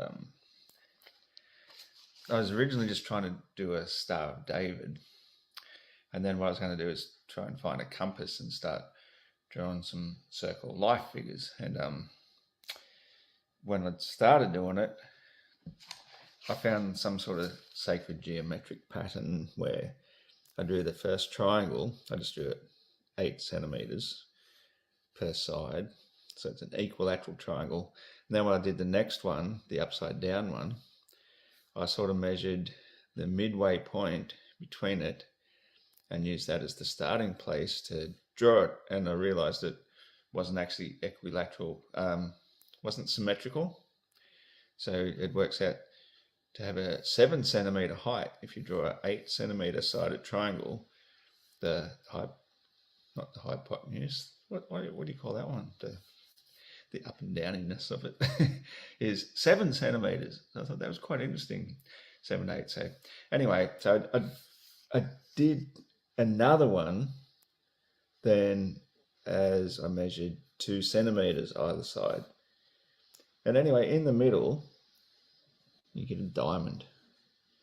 So make of that what you will. I don't know what to make of it. Next time I'm going to just do it a bit more organically. Lots of mosquitoes here at the moment. It's pissing down for rain. Fucking mosquitoes. Come on, bastard. Get ya. Hang on a second. For a minute there, it looked like he was going to try and have a sip of my beer. So I'm just going to freehand draw this one. So I hope that the board shows well enough there. As you can tell, I'm not an expert video presenter, and I don't know how to use things like graphics. I think that's the word for it. But let's just pretend then that's an equilateral triangle. We can make it a bit more equilateral than that. We'll just make it about like that. And then we'll do another one about like that. So that's an equilateral triangle superimposed one above the other. And now if you look at a pyramid, a 4-sided pyramid with a flat square base. So if you can imagine, that's a flat square base and that's a flat square base. So you got one inverted and one upverted. Look at that, they almost match up. How cool is that? And so that's a three-dimensional shape, which is known as a star tetrahedron. Now, I think the official star tetrahedron shape is actually a three-sided pyramid, which makes it a bit more complicated because it's got more of the 3, 6, 9 happening, whereas once you go into the 4, 6, 8 sort of problem, it complicates it slightly. So I think that star tetrahedron shape is where I want to start. And what I would like to do is assume that that's a center point of a circle. And so I'd have to sort of draw a circle around there. And then I'd draw a circle around there. And then I'd draw a circle around there. And that one didn't work. I should have drawn it a bit bigger. That's probably a bit too big, but we'll just forget about that for the moment. I'll draw another circle around there. And then another circle around there. And then another circle around there. So ideally then you've got, oh God.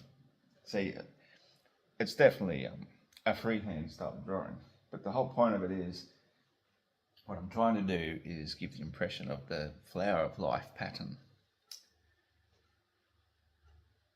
And it doesn't work because that circle, but anyway, so you've got your vesica Pisces here. You know, we understand the normal 2 points. That there is your vesica Pisces. That's like the symbol of all life. It's the yoni and the birth canal and all that sort of stuff. So I sort of think that the Star David shape, I don't know why I'm still holding, and the flower of life pattern are interrelated. Now this is where, here's one I prepared earlier. This is where I have like the diamond shape cut thing. So we'll try and zoom in on it a bit. As you can see then, that is a normal diamond cut jewel. This is just a glass replica.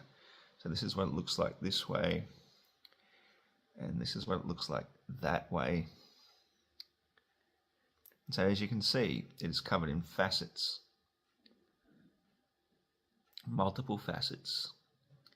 And this is where I think that the Beatles had their inspiration for their song that we're all quite familiar with, Lucy in the Sky with Diamonds. I know, it sounds a little bit out there and bizarre and conspiracy theory to those who aren't familiar with it, but I've been working on this theory for quite some time now. So Lucy is Lucifer, the light bearer, in the sky with diamonds. So this is where it gets a little tricky for some people. But when you look at that, the diamond, obviously the facet in the center has a midpoint. And so if you could imagine looking up at it from below, that point would be the equivalent of Polaris. And so as it rotates around, it's all the stars in the center of the Earth up to the equator are rotating in perfect circles, no matter where you look up from. Now on a globe, that shouldn't happen. You know, I don't know if I can draw a quick demo.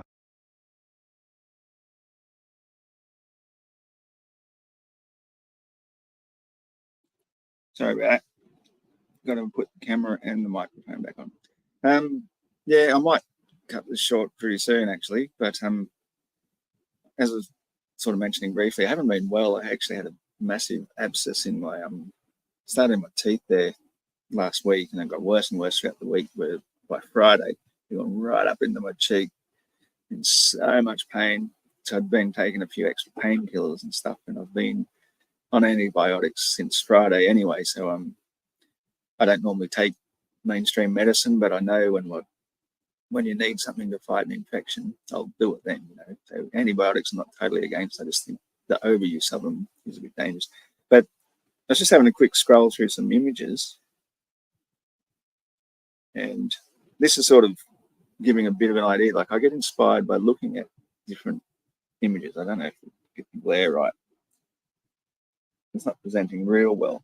But that's sort of, to me, it's sort of like inspired by a similar sort of thing to what I'm saying.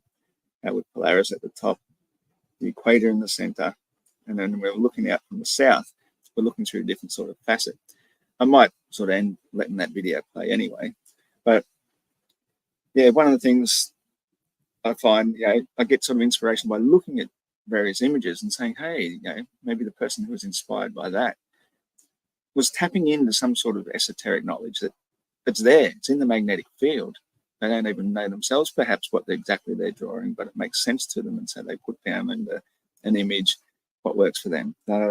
There's many things actually. I wonder if another one nearby, I probably should have picked them out first and put them into an album, but that's me for you.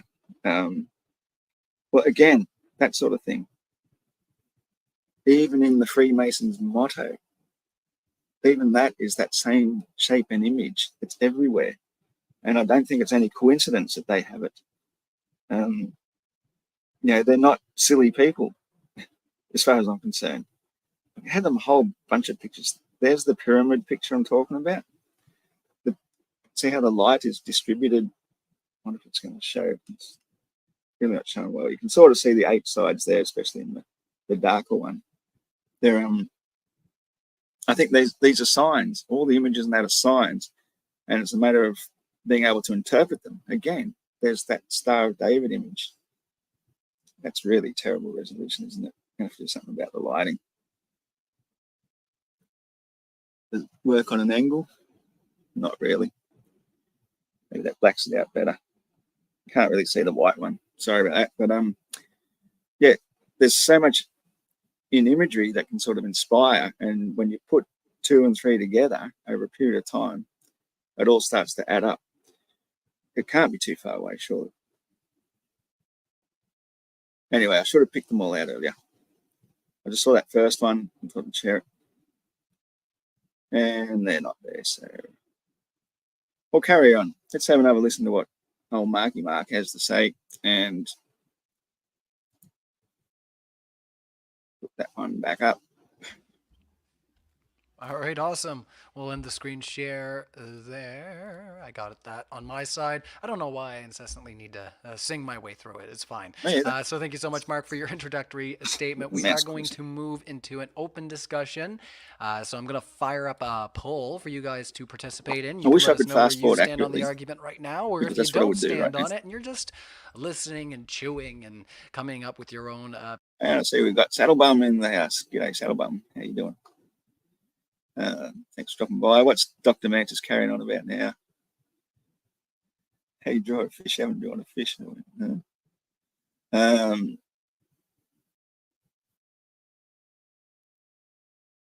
Yeah, that's a beautiful point. There's Saddlebum. The hour hand on the 24-hour clock moves this 15 degrees per hour. Exactly right. And that matches our observations. That would not work on a globe, because they have to have either 361 degrees in a day, or they have to have 359 degrees in a day for the sun to be overhead again at midday. The circle only has 360 degrees. So, yeah, it's a big fail for the globe, that one. I don't really feel like doing this anymore. As I say, I've been unwell. I thought I would, but as soon as I get started into it, my head's still not great. We'll give it a 5 minutes. I don't know. Opinions. I will say, just for housekeeping, welcome to Modern Day Debate. We are a neutral platform hosting debates on science, politics, and religion. If you haven't already, hit the subscribe button. If you're listening on podcast right now as well, and you're thinking, hey, I would like to participate in these discussions live, you need to subscribe to the YouTube channel. And that is a reminder that we are on all podcast stations. So if you need to save some data, listen to us on the go, that's great. Lastly, I will say you get to engage with the speakers on screen at Modern Day Debate by putting in super chats. You can ask questions to pique your curiosity and maybe put our conversation into some new territory. So with all the housekeeping done that I can imagine, let's get into an open discussion. Iron Horse, over to you. Let's get into it. Oh, yeah. Well, it's never ceases to amaze me that when we're trying to talk about the flat Earth, Mark basically talks about anything but, and just wants to look at the lights in the ceiling to try and understand the nature of the ground beneath his feet. which could easily be proven just by the nature of water alone if we're going to go there. But he wants to look to the stars, which that's fine. The very reason we say we have the sunset and sunrise, moonset is because of the spin of the Earth going from west to the east. And every star we see should also be following in a similar sort of pattern, especially along the same sort of path from that east-west direction. And yet everybody... Yeah, that's the point I was trying to make. And he completely misconstrued it. And he immediately jumps into the, see, they are going west. But no, clockwise and anti-clockwise aren't east and west. You know, east to west is a virtually straight line or a big arc.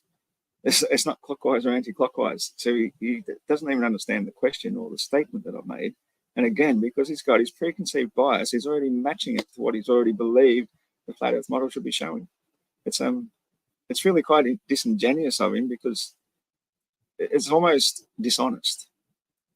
Everybody everywhere, no matter what angle they're at, looking up at the pole star, sees perfect circles from every angle. Now, that would be absolutely impossible on a spinning ball. The further away you are from the pole, the more elliptical your side of the rotation would be, and the stars behind Polaris would seem to be shrinking closer and closer to them. If they are exactly what they're doing, they wouldn't be making perfect circles. I've been challenging people for many years now, and not a single person has come to the challenge, is to just set up a ball hanging from a rope or whatever, a string in a big warehouse and shed, fill the whole entire room with tiny little Christmas tree lights, stick 2 cameras on them, one pointing to the pole star at the top of the rope, one pointing to the pole star at the bottom of the rope at 45 degrees latitude for each one, spin the ball and show me making perfect circles of all the stars around the pole stars. It simply won't happen. It's an impossibility, especially if then go and put a sun over 50% of the whole thing. So you're only going to see half of the circle anyway. They'd all be semicircles from dusk till dawn. You're sort of gish gallop, Iron Horse, you're gish galloping on when you're going through points. Yeah, straight away, he tells me I'm gish galloping, and I'm actually addressing his main point. His whole point of him coming to the debate was to talk about star trails, and everything I've said is 100% about star trails. I failed to see where there's any gish gallop there whatsoever. Could anybody see gish gallop by fully addressing how the star trails should appear, how we can replicate it in a controlled environment, how we can make it look anything like... Now, I didn't even bring in the fact that our orbital speed is 65 times faster than our actual rotation, where that would also make them look more blurry. I didn't even touch upon that, which I could have. I didn't even get close to it. I'm just trying to say, how can you show me an example of how we can make star trails that match your model? It's the same with everything on the globe.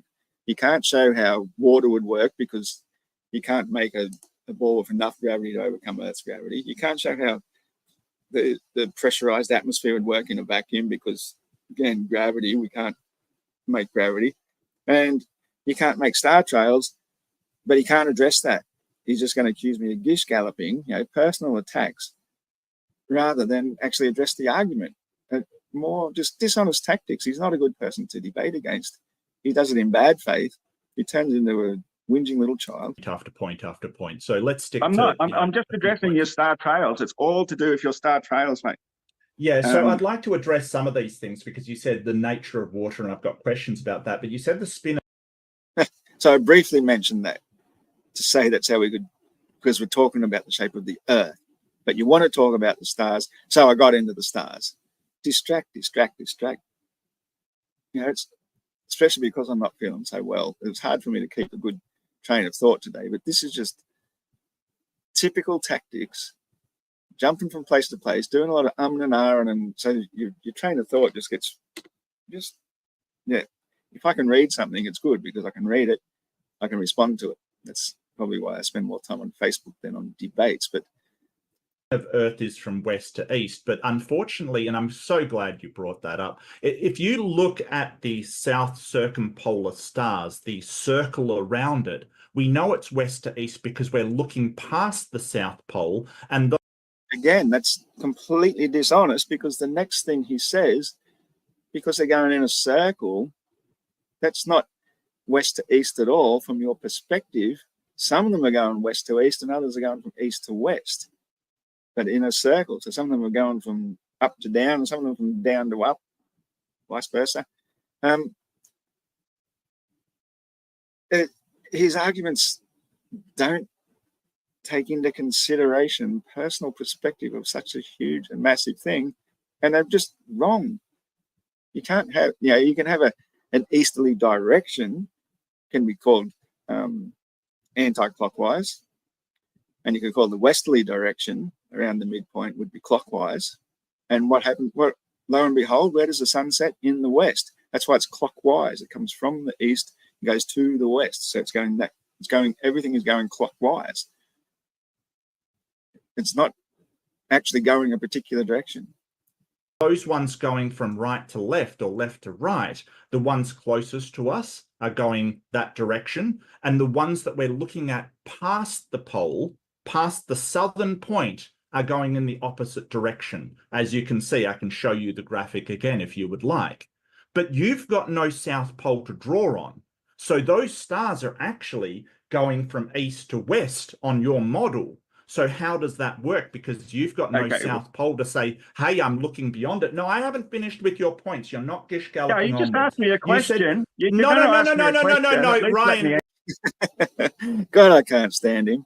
If you ask somebody a question, you're having a conversation, you don't jump into another question without giving the person an opportunity to answer. That's just rudeness. Ryan, if why do I have to answer multiple questions at a time?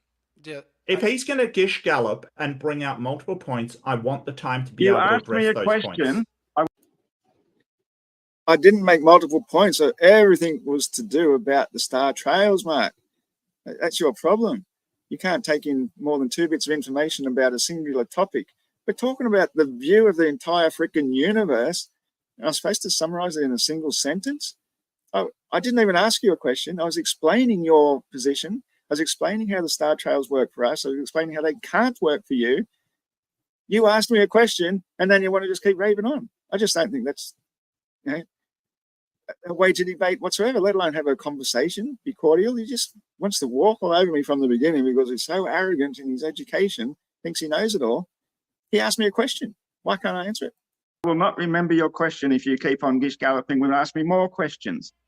All right, somebody's going to have to make a list. So if you both feel like you're bringing too much to the table, we're going to have a little, push and pull here. So if you want to finish your point there, Mark Reed. No, hold on one second. I'll finish my point. Let's let Mark finish his point, and let's try to keep it to 1 point, and then we'll bounce back. This is a tactic I've run into with a lot of these people. They'll gish gallop, bring up multiple points, and then when you try and address them all, they're going, no, you can't address them all. Stop bringing up so many points. I made that very. How many seconds did he just waste now having a big whinge, like a big baby, rather than just get back to the point, be a man, make your point, stop ranting and raving and being a little bitch. That's all you're really doing, mate. You really are. Just to try and it's a dominance tactic, obviously. These experienced debaters who do it every day of the week because they haven't got a life. This is what they do. Man. Very clear. Now, the elliptical orbit thing, the elliptical orbit is around the sun, not the rotation of the Earth. Again, I tried to explain that to him. We're not talking about the sun. I'm talking about how the stars should appear. From the globe perspective, if you're looking at a singular point sitting above the celestial pole, is that the further ones away, which would appear lower, they'd be making more of the thin end of the egg shape. The ones nearer to you would make the fat end of the shape, that sort of elliptical shape. So maybe egg shape was the better word to use, because Mark immediately thinks, oh, he doesn't know anything about heliocentrism. Of course, I know the elliptical in the globe means that you're further away from the northern hemisphere's summer by an extra 3 million miles away from the sun, no less. That's the elliptical part, because the sun on our model, it's actually getting higher and further away, which would give the same appearance. Hence the NLM sort of shape. He's really just mixing up his own stupid model without trying to understand what I'm trying to tell him how I think it should look from that model. Knew anything about the sort of heliocentric model, you would understand this. It's an elliptical orbit. I'm talking about the Earth's rotation. So it's not elliptical. How can a ball spin elliptically? So you've muddled up the two there. Now, again, it's the tilt of the Earth on its actual tilt and being on a position on that ball, going around on that tilt, looking at the pole. the further away from the pole you are because of the width of the Earth. When you're on the night side of the Earth, obviously that's when you're looking up at the star. On the day side, you'd be looking out here somewhere. But Polaris never moves. No matter where you are on this giant hump all the way to the equator, and you're seeing perfect circles around a place above the horizon. It just doesn't make sense. That's what I'm talking about would look more and more elliptical from a single point as you got further and further away from the pole. But he can't comprehend what I'm saying because he doesn't know how to see in 3D vision. He knows how to see in computer graphics on a 2D screen, showing 2D images of stars appearing in a 2D field of view to your eyes because they're passing through a 2D screen before they reach your eyes. The sort of a rope. Okay, just before you carry on, if you can just, like I say, if we need to clarify some things, if you could summarize those two things that you just highlighted, and then let Iron Horse respond. The problem is, Ryan, he'll bring up another 5 things and then try to stop me from addressing them. So if we could just stick to... What a dishonest, lying piece of shit. What a dishonest, lying piece of shit, Mark. We're not even into the open discussion, and you are lying through your motherfucking teeth. Unbelievable.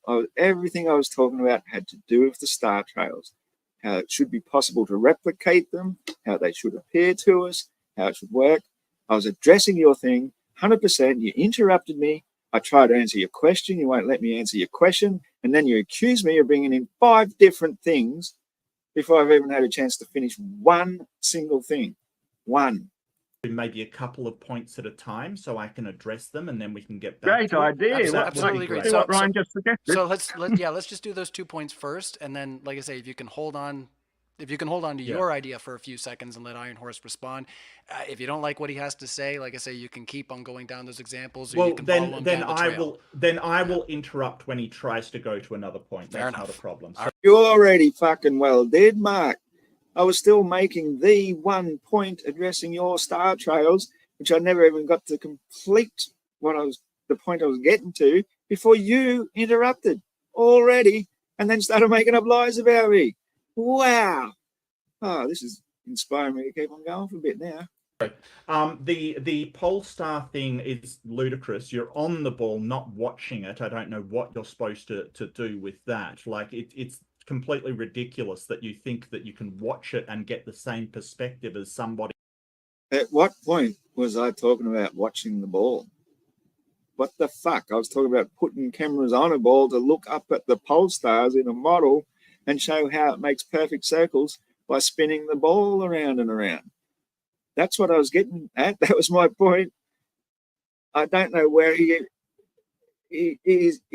makes false straw mans. He's not even making a straw man. He's just making one out of paper mache or something. Who is absolutely tiny standing on the ball. And don't forget, it's only rotating at 360 degrees per 24 hours. So you would have to sit there and watch it in time lapse for 24 hours, which Again, that's absolutely ridiculous because it doesn't matter if you're using time lapse how long it takes. That's the whole point of time lapse. So you can see a long period of time in a short period of time. It speeds everything up how it would appear otherwise naturally. And again, you do not see stars for 24 hours. You're lucky to see them for maybe 10 hours of the night after the twilight's finished. Maybe in certain places that get really long night times, you might see them for a lot longer. But certainly not around here. We have to wait till the twilight is completely faded before we could even hope to start setting up a camera, point it south, and make some star trails. So yeah, you might get 5 or 6 hours of a good photo on an average night, perhaps. Yeah. Presume you have not done. We do need to pass the ball over. So over to you, Iron Horse. Okay, so Mark completely doesn't understand his own model, tries to ridicule at me about my understanding of the helio-nonsensical model, which I know inside and out. I simply said that when a person is anywhere far enough away from a pole, because of the curve of the Earth, the angle they'll be looking at it from their perspective gets greater and greater. I wasn't talking about your orbit around the sun or any of that silly nonsense when I talk about elliptical. I'm talking about the appearance of the stars from the personal, singular point of view. You drew all your star circles as though everybody lives on the poles, as though everybody's sitting on this really squashed bagel Earth or something, and we're all somehow looking up at the perfect circles. That's the only way it could work. But because it's this massive, big, huge curve, there are people who've seen the stars from the pole stars in 360-degree photography from at the equator. Now, in the ball Earth model, you're looking over thousands and thousands of miles of curve. How could you possibly see both from the same place? It totally is impossible on the globe. Okay, that was. See, anyway, he wants to interrupt me there. What I'm trying to say is, trying to make it a bit bigger, just so I can use my hands to show. If you're on a ball, I should have got one. But if you're on a ball, especially on the plane of rotation, as opposed to the axis of rotation, if you're on the plane, the possibility of being able to see both ways across it would mean you're actually sort of looking up 40, not 45, but at least 80 degrees above. You know, that's 90 and 10's down here. Well, the other side's 80. So you'd have to be at least that much. So you're really looking up from all sides of the ball. It doesn't make sense because one side that should be seeing the southern one would be the complete opposite time of day, because it'd be daytime on the other side, because the side facing the sun that determines day. It's just not going to happen that you could see these star trails from the equator, unless, as I say, there's a very clever composite picture that somebody put together. So put two night times together in 12 hours apart to make a singular image with 360-degree camera.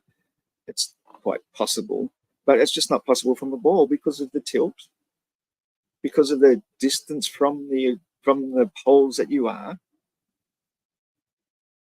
You get nothing but arcs, big arcs, all the way down to your horizon at the equator. There's no way it would be possible to get circles around any pole stars, not even close.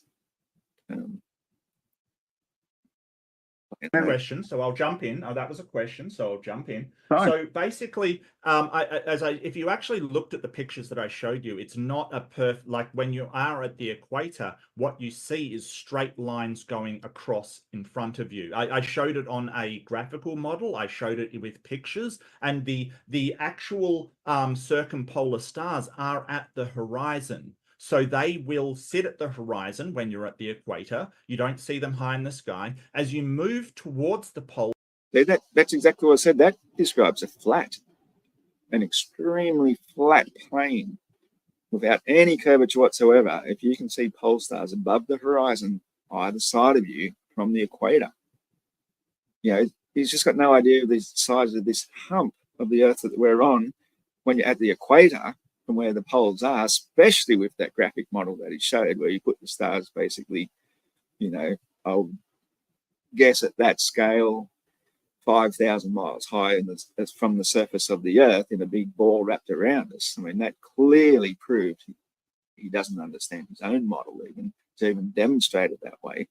You know, you would have at least put them 500,000 miles away to begin with, but no, you can't even do anything. Nothing can be done to scale, obviously, because we're talking massive dimensions. But it makes no sense. Again, as I keep saying, you have to be at the poles to be able to look up to see circles around something if you're the one moving in the circles. The further away you get from the center point, the more your part of that circle is going to be the big bit, and the other side of it's going to be the little bit because of it's so far away. It's just not going to look like a perfect circle. It'll be more and more and more egg-shaped as you got further and further towards the equator.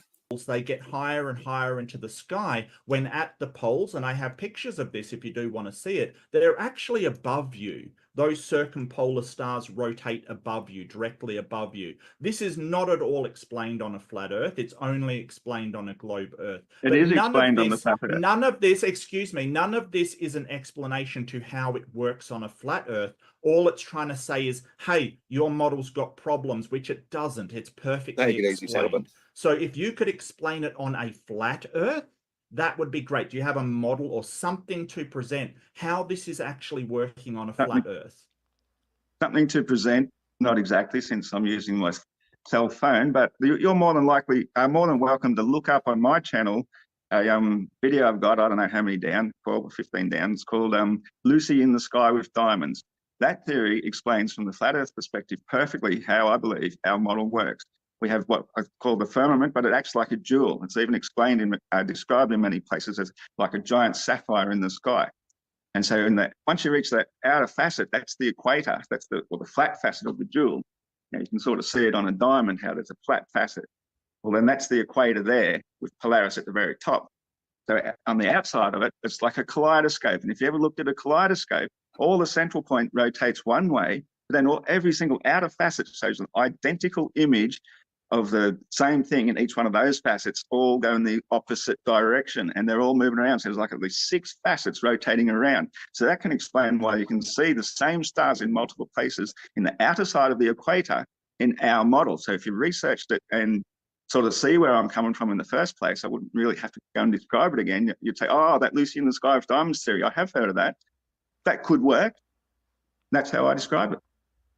Okay, well, I think theory is a very, very generous. I mean, I would be hard pressed to.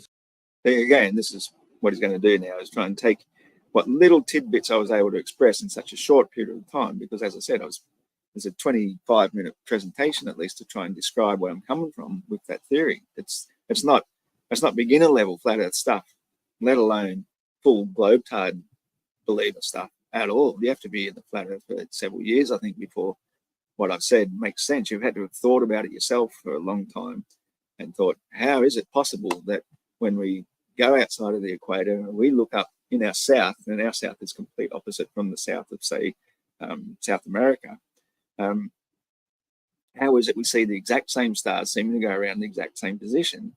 And hence why this theory makes kind of sense, especially when you spent years trying to nut it out, trying to work it out, looking at various images of sacred geometry, of star tetrahedrons, of all the different various things, and you try and put all 2 and 2 together, you start to see how, the Beatles song, the girl with kaleidoscope eyes, the girl is sort of like left unsaid. Maybe it's all cryptic.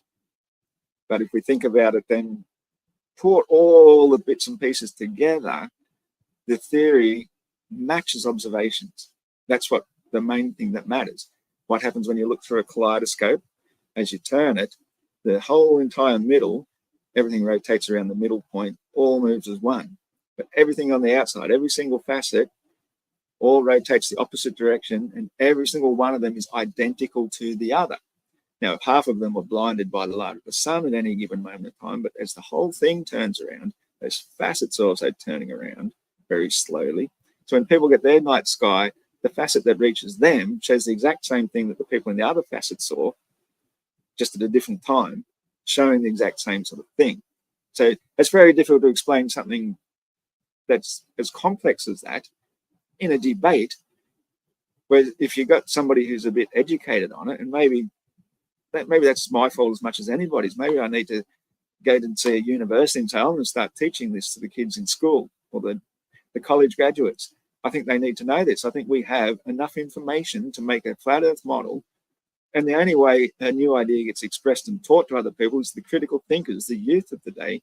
If you get up there in front of a group of 50 or 100 young people, young learned minds, and they think it's a ridiculous theory and they take this flat Earth course for fun, for some extra credits or something, and then you start presenting them with this information, well, then you're going to get asked intelligent questions. You're going to get people who are going to listen, fresh open minds, who aren't just sitting there trying to poo-poo it and trying to ridicule you, or you talk to a crystal or something. Mark is just a big overgrown child. It's too late for him to take in new information.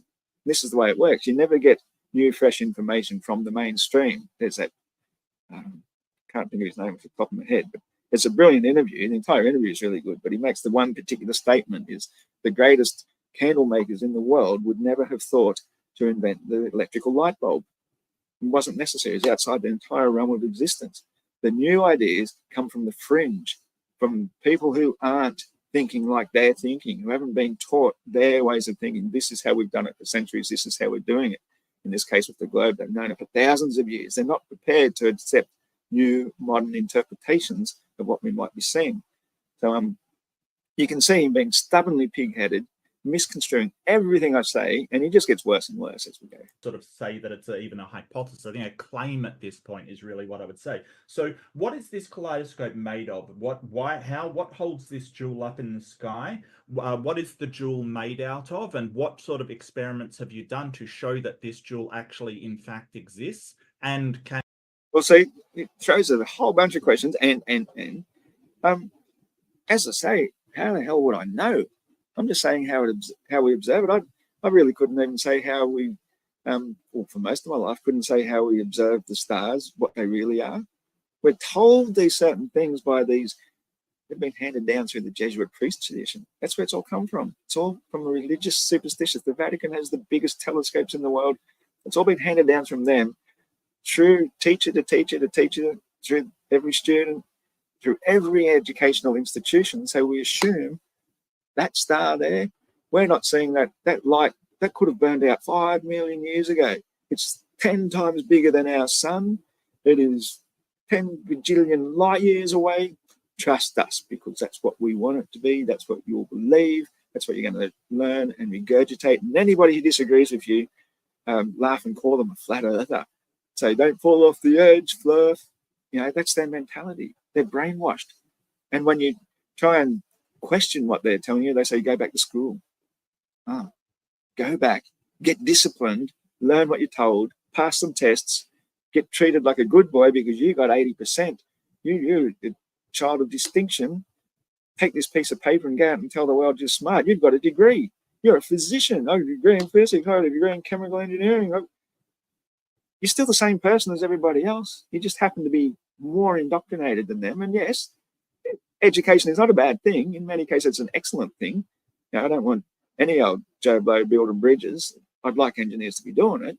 But they're learning physics, real hardcore physics, that have nothing to do with the shape of the Earth, nothing to do with the motion of the Earth, nothing to do with the curvature of the Earth, everything to do with treating the Earth as flat and stationary. The very first thing I learned in engineering science when I started a course back in year 11, they introduced a new course. I was also doing physics. Now, this is college level stuff, as I soon learned, because halfway through the year, I went to the States as an exchange student and saw their level of education. But our curriculum in Australia, doing year 11 and 12 education is equivalent to doing about 3 years of college in America. That's how high our standard of education is. So this teacher came along and started the new course of engineering science, started teaching it because he said most people that go to do engineering, when they go to college, they just get sort of thrown straight into it.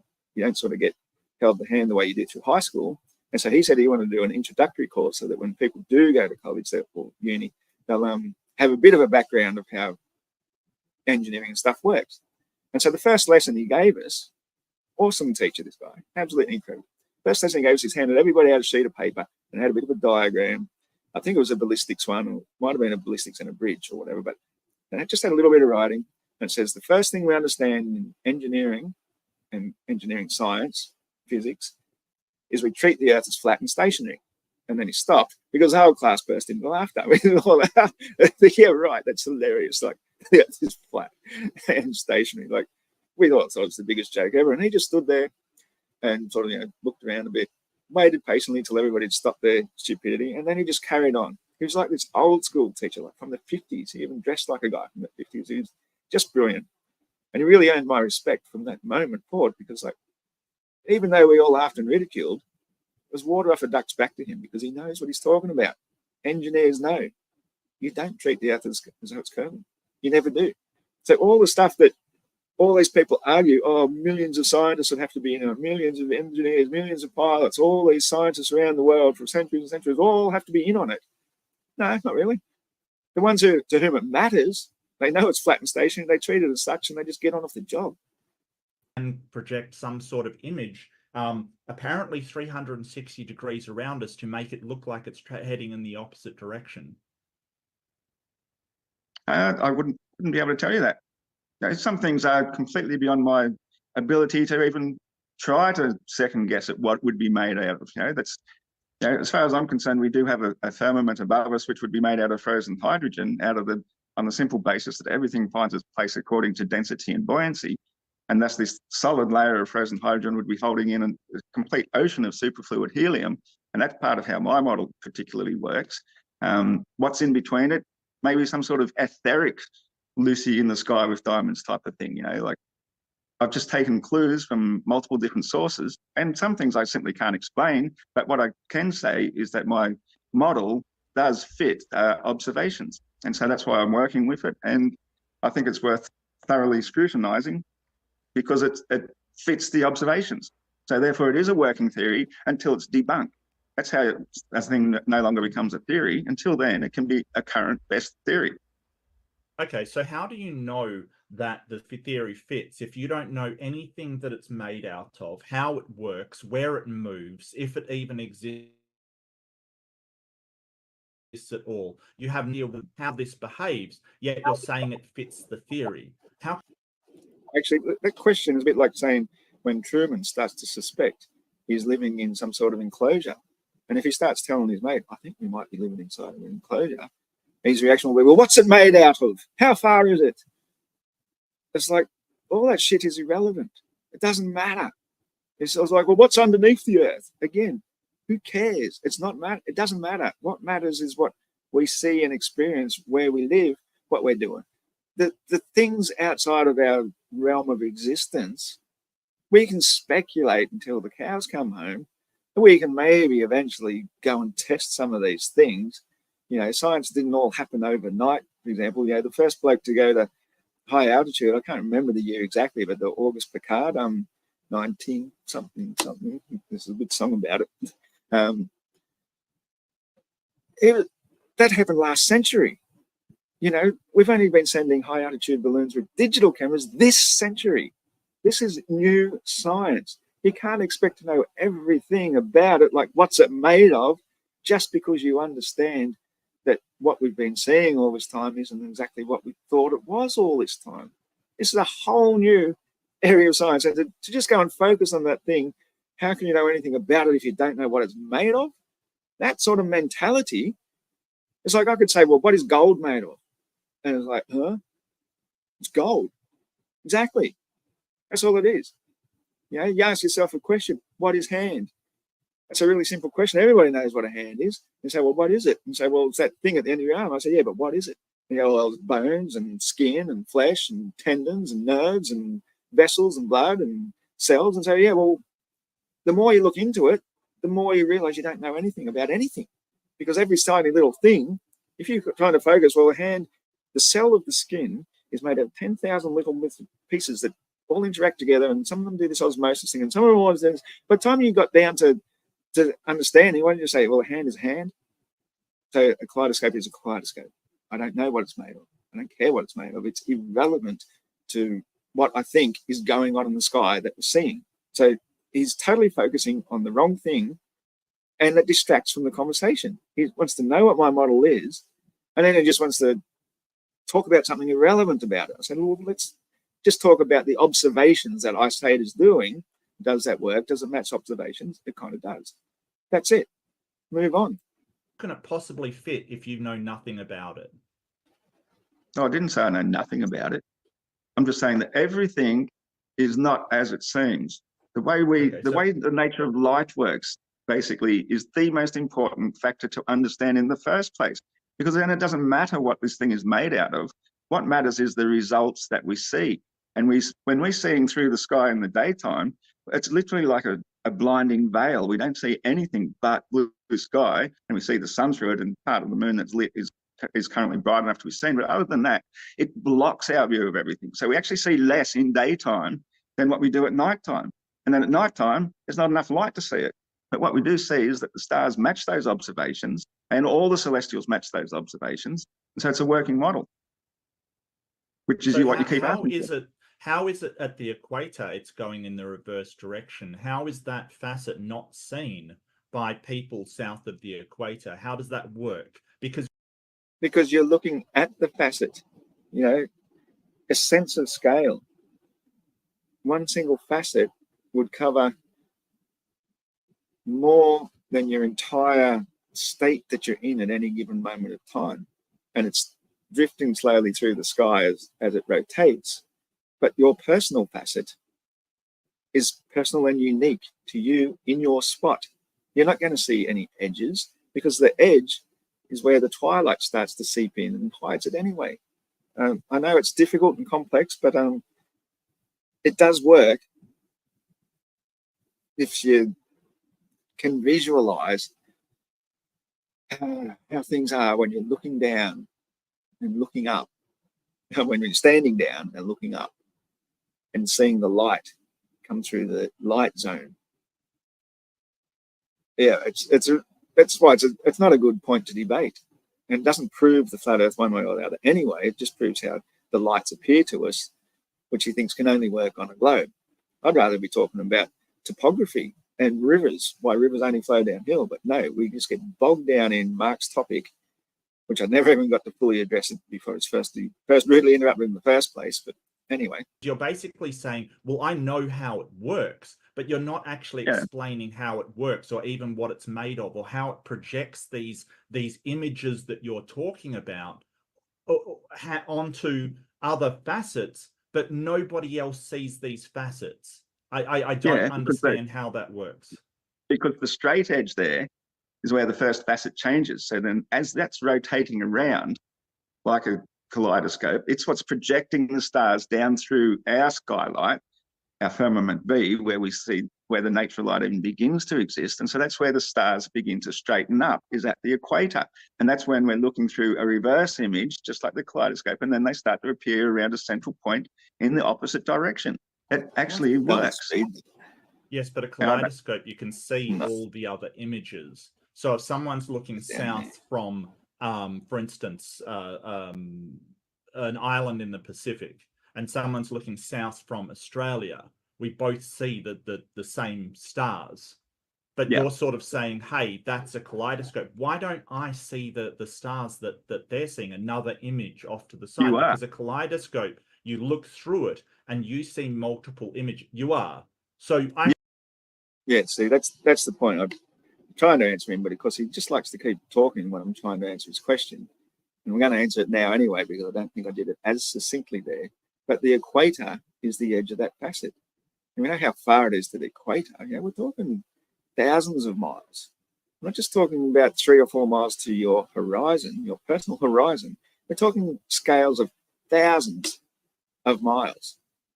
And so the facet itself at the equator is the reason why you start seeing one straight line and they're starting to bend off either direction, because through your personal facet, you've got the north on the one side, which is where they get the more rounded star trails as you'd expect.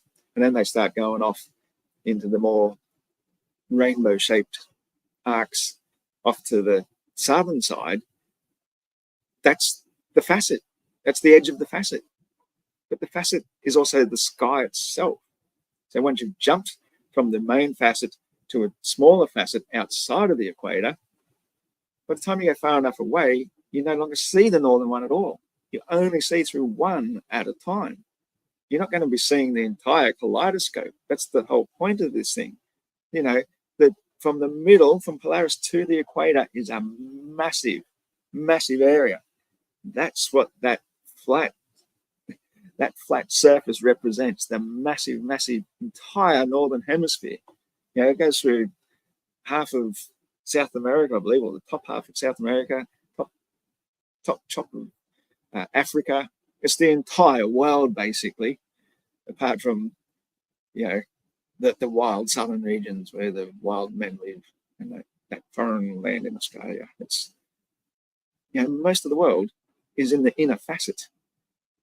Yeah, but see multiple Mark, constellations. No. You said they are. So should I'm I answering see your question. multiple constellations of the same type over somewhere else in the sky? All right, I can save you a lot of that area. I can answer that question. It's a really big kaleidoscope. Earth big. Earth huge. Earth is all of existence. It's the physical plane at the bottom of the known universe. It is massive. We can only see through one facet at a time. Our personal horizon is barely 3 miles. Even if we drew 10 times as big as that and we drew a little dot on the map and started zooming out, it would be a bare pixel before you've even seen the size of your state. Earth is huge. We see through one tiny facet at a time. Through our own eyes. We can't see what they're seeing at the same time. They're looking at a completely different facet of the exact same thing, because there's that many different facets going around the outside, and the one identical one in the middle means everyone in the equator is all looking at the same one. up to the center, to Polaris, which is the center of all our rotating celestial bodies. So it's massive. We don't see very much at all. So you're sort of saying that there are, how many of these facets are there around the outside of the Earth? How many? They've been using this jewel cut for a very long time.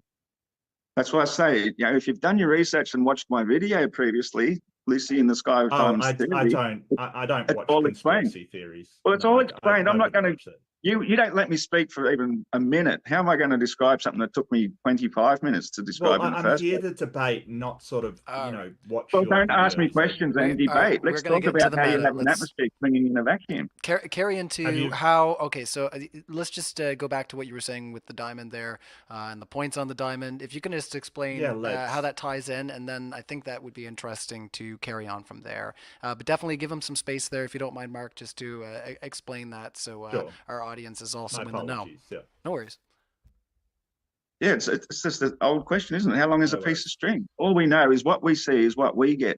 We have our own personal perspective, and we only see through a very tiny portion at a time. So there could be 24 multiple facets on the outside. There could be 20,000 for all I know. But I would think a reasonable number would be anywhere from 6 to 12, 24 at most. Yeah.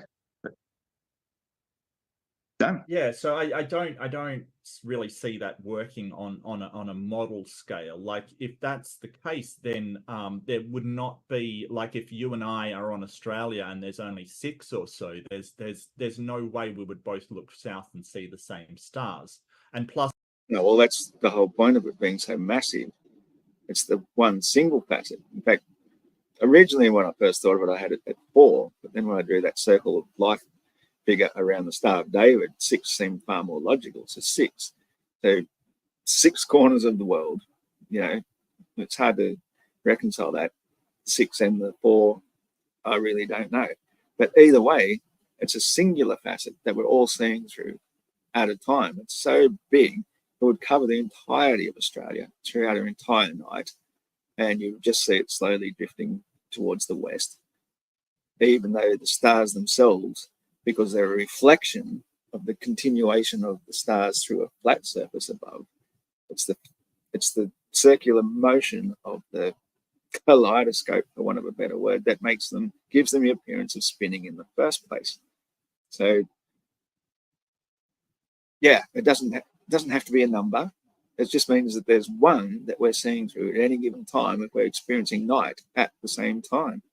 By the time it reaches night across South Africa, their facet is showing it their identical version of what we just saw, because it's still a reflection of what's above, still going around Polaris. But because it's through a facet, it gives the appearance of going around a celestial pole that isn't even there.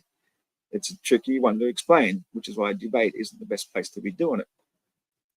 What we see is all those stars rotating, going all the way to the horizon, and not sort of being cut off at any point by another set of stars rotating. So that's just doesn't fit what we observe in the world. It just doesn't. So, I'm asking you how it works, and everything is, well, I don't know how many there are. I don't know what it's made of. I don't know, all of these things. Yet you will claim that you know all about it, that it fits the model, which is impossible because you don't even know how many there are. If we said, well, we don't know how many stars there are, that would be a problem. But we know the stars that we see in the sky. And it also doesn't explain why at the equator, these stars are going in a line with the circumpolar rotation at the equator. Maybe you could explain that, why I don't see these other facets, why I see the circumpolar stars at the horizon, sorry. I already did explain that. I said when you reach the equator, that is the equivalent of looking up at the edge of the inner facet, the flat one. And all the rest of them, it's sure enough, yeah, it's mystery. But when you're standing anywhere, no matter any location on the equator, it's about 25,000 miles, 40,000 kilometers in circumference. How far do you think you can see out of that 40,000 kilometers? You can see sweet bugger all. There's no way that you should be able to see all that distance and see both polar stars when your horizon is only 3 miles away. It's just simply not possible. And I can't believe I got suckered back into that too. You know, we're already just trying to get out of that subject, try and talk about something flat Earth related, not celestials observations related. And he suckered me back in. I should have just put my foot down and said, right, thanks for everywhere on the equator. So it's really, I don't know how you can't see how that logically does not work from a globe. Whereas if we're seeing through a facet and it's projected through our atmosphere, which the atmosphere is the giver of light, we see our personal line of sight perspective to each and every single star. So for each and every one of us, it will seem to be the same direction. But another thing about direction, you probably don't understand, I'm going to finish on this point because it's important, is if you lined 100 people up down a north-south corridor, each with a compass and gave them a marker pen, and you said, put a mark on the wall exactly where due east is. So they all look at their compass, due east, mark on the wall. No, so now the last person, what direction is the person at the front? What direction is their due east? And he looks at his compass and says, it's nearly due north, sir. And the one at the front, it's nearly due south, sir. So everybody's direction is subjective. Your east and my east and their south and your south, they're all completely different. All directions are subjective. I think that's a really valid point. It's one I've been bringing up quite a lot lately on Facebook discussions. I really should do a video on it. And I'm glad I brought it into this thought to bring it in, because I wouldn't have otherwise. Yeah, if you spread people out even over a mile, especially over a mile, the longer the distance you do it, the worse it gets for the globe. It's because everybody says, well, the sun rises due east. I say, yeah, well, that's my due east is there. Where's your due east? And if you're 100 meters up there, you're pointing to a completely different spot. So if I point at the spot, point my compass at where your due east is, it's reading about 80 degrees north or whatever it is.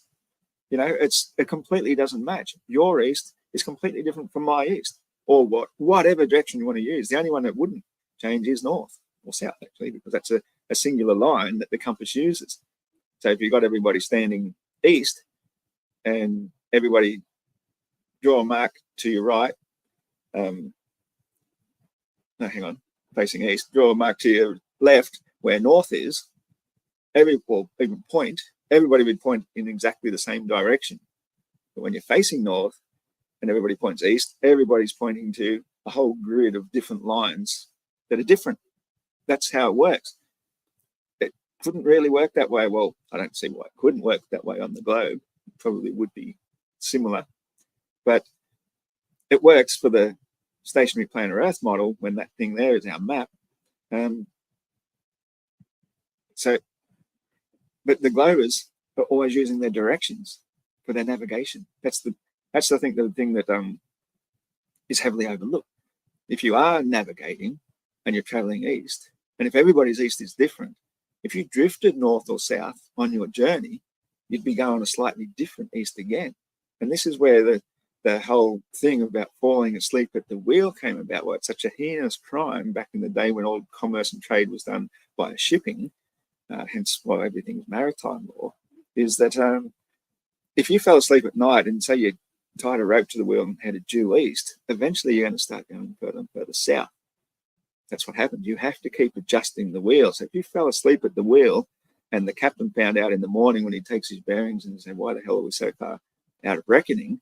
The first mate who fell asleep, he'd get 100 lashes, often a deadly punishment, a corporal punishment. It is a heinous crime because you've put them so far out of reckoning, because it changes constantly. You have to be constantly changing to go around east or west for that matter, whatever the case may be. But if you're traveling due north or due south, in that particular instance, it's fairly safe to say you could tie a rope to the wheel and have a little nap, because it won't throw you out of reckoning. That's, yeah, I could go on and on about that subject too. Thanks for letting me get my point out. Yeah, so this whole idea of a personal thing, like we know that, and this whole idea that your range to see is limited, yeah, that's at ground level. Like if something is high up, like, I don't know, a building, you can see it from a lot further away. I mean, I don't know. Yeah, Mark, that's really silly. That's very basic perspective. We know that. But again, doesn't matter how tall your building is, even if it's the Burj Khalifa, the world's tallest building, it's still only half a mile high. On the scale of the size of the Earth, half a mile doesn't even register as a bump. As I said, we put the entire map out onto a basketball court. Atmosphere itself, the firmament B that we see all our light through, would be no thicker than the lacquer layer. That's the scale. That's the scale we're talking about. So when you're talking about a building, that is nothing. It's not even a notch in the grain of the wood. It is just insignificantly nothing. People don't understand the sense of scale we're dealing with. They think, oh, well, we see the sunrise in the morning, we see it set in the evening. Most people don't even see it. They just notice it gets light and it gets dark. They don't even bother watching it, but they notice the light changes. And so they believe, well, because we're on a spinning ball, that's where we got 50% of daylight through the day, and that's all they really ever think about. But if you thought about it and you drew it to a diagram and you made a, what would you call it, a circle of perspective, I don't know, your opportunity of vision, go to the highest point you can and actually watch the sunset and the sunrise, and plot 2 points or 4 points, 8, or as many points as you want from your point of view, that as far as you can see in every direction, and you'll find it be better silhouetted at sunset. You'll notice that the mountains in the far distance are probably a lot further than you even expected they would be, or they should be, especially on a globe. But then that is your circle of vision. I had a better term for it at one stage. I think of it. Your radius of perspective. That's it. Now, if you plotted those points on a map and your point on the map, Google Maps, any sort of map, Google Earth, doesn't really matter. And then you start zooming out from that point, you'll realize just how tiny, absolutely tiny and insignificant your window of perspective really is. It is nothing on the size of the scale of the Earth. That is why it's so difficult for people to understand, because they think it's the sun. And we're all looking at the sun. No, we're seeing our version of the sun through that lacquer where we are. But the person way over here, they're seeing it through their bit of lacquer over there. It's such a significant difference if you can start to see the world through that point of view. That is the flat Earth model, as far as I'm concerned. And I'm sticking with it because that's how light works. Light is all beneath the lacquer layer. That's where we live. The sense of scale is so immense, we can't even grasp it. In fact, even the basketball court is probably a fraction of the size of what it really fits to the scale. It's just an example. It's probably something like about 50 basketball courts together. And that's where we live, is the lacquer layer size. If that was the size of our entire Earth on 50 basketball courts, to pick a ballpark figure. So it's impossible to discuss a model in a debate. And I don't think that's what we should be discussing. What we should be discussing is the natural laws of physics, like the atmosphere, like why it's not being ripped off as we're hurtling through the vacuum of space, things like that, the nature of water. But we get stuck in Mark's little topic about the stars and go on and on and on. Understand just how so you he can don't try and trip understand me this. This is crazy. The stars are really high up in technical terms, so you can see them from a long, long way away. That's the whole point. This whole idea, well, you're at ground level, so I think your view is limited. Yeah, if something's higher up, like a building, you can see it from a lot further away because it gets the bottom cut off and you can see the top of it. The stars are really, really far up, so you can see them from a long, long way away. And we know how light travels. We're using it to communicate right now. So this idea... No, we're not actually.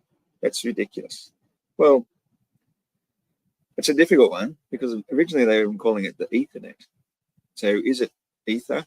Is it the undersea fiber optic cables? That would be traveling by light, communicating by light. I'll give you that. But radio waves are not light. They might be traveling at what you think of as the speed of light, but I think I nailed this one pretty well later on when I described that people don't understand the nature of light. And I'm going to put this on a video too, is that, as I said, when we're in a stadium, a massive stadium with a huge crowd, and the Mexican wave happens, and you can watch the Mexican wave go around and around, and every time it reaches a certain point, people jump up in the air and then they sit back down. The people are not traveling. The wave is traveling, but what is really moving? The momentary excitation of the people. And that is what the nature of light is like in our atmosphere. Solar radiant energy ionizes the various noble gases, just like in a fluorescent light bulb. It electrostimulates them and causes them to glow.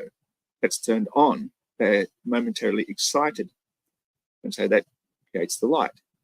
But the light isn't traveling. It's the stimulation, like the Mexican wave traveling through, that creates the appearance of the motion of the light itself. That light has a speed.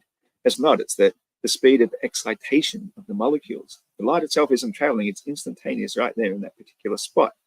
And so when it's happening constantly from the constant bombardment of the ionization of the sun, that's why it just glows constantly, not at a certain frequency of hertz like the electric light bulb does, which is like 50 hertz, I think, here in Australia. Maybe 60, either other. The atmospheric gases sort of all glow instantaneously at once, and that's why we have the daylight phenomenon. Whereas when Mark's talking about the travel of the speed of light, saying we know how it is, well, no, we don't.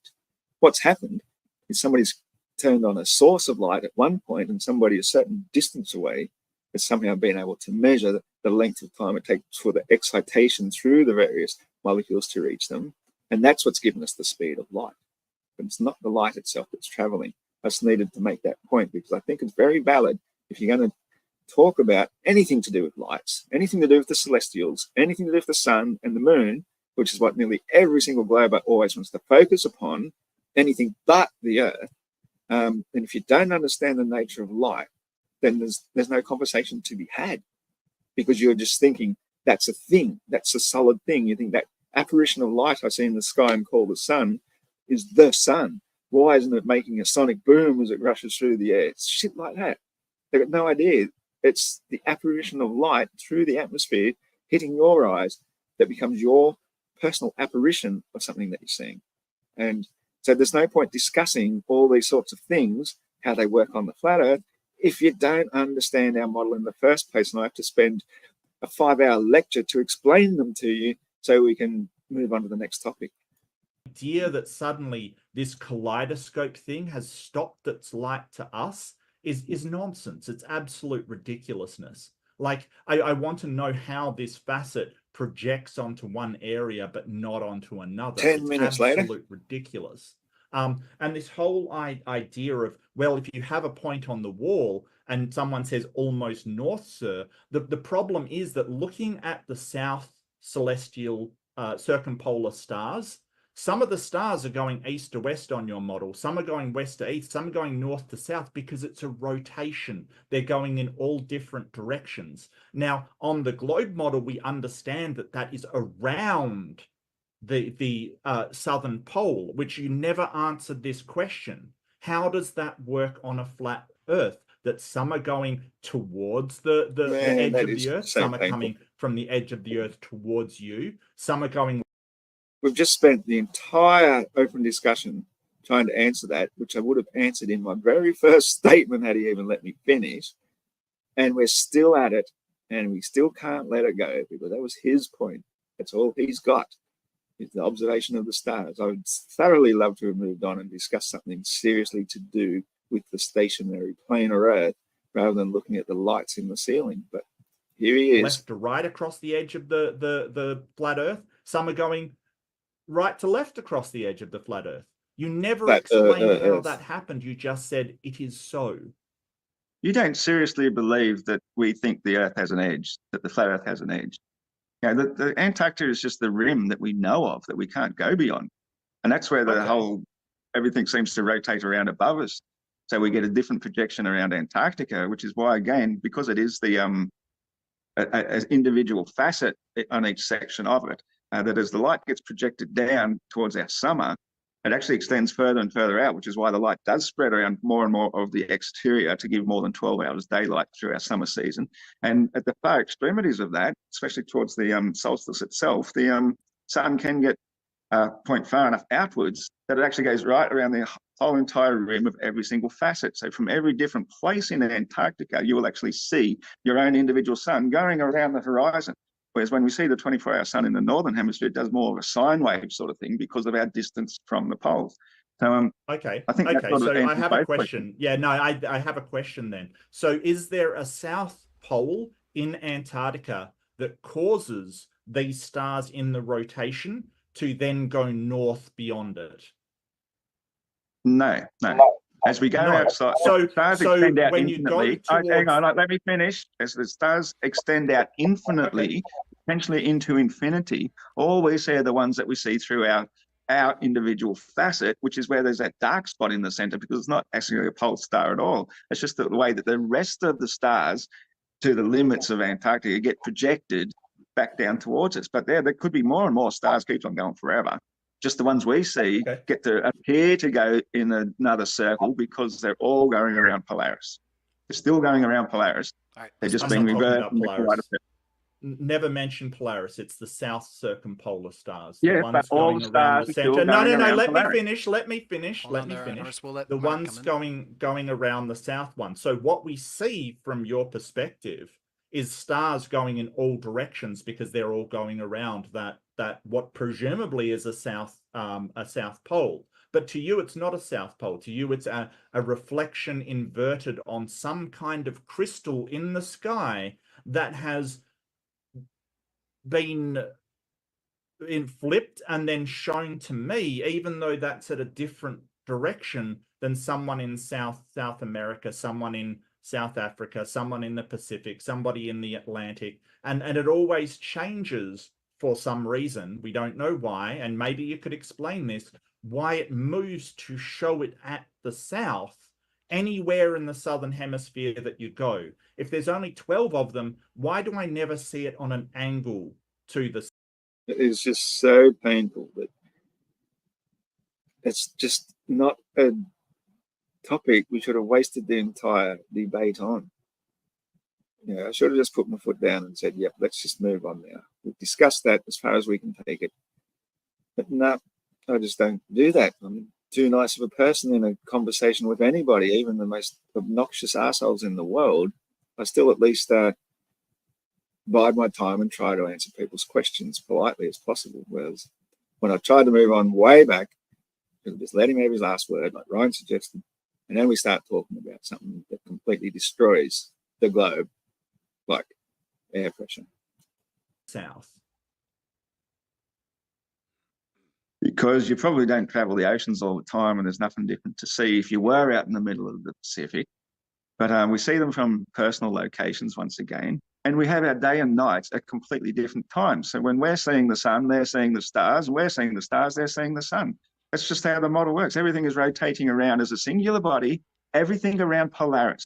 So that what appears to be the southern celestial pole star is not. It's just the rest of the stars seen through the rest of the kaleidoscope going the opposite way. So as the whole thing keeps rotating around.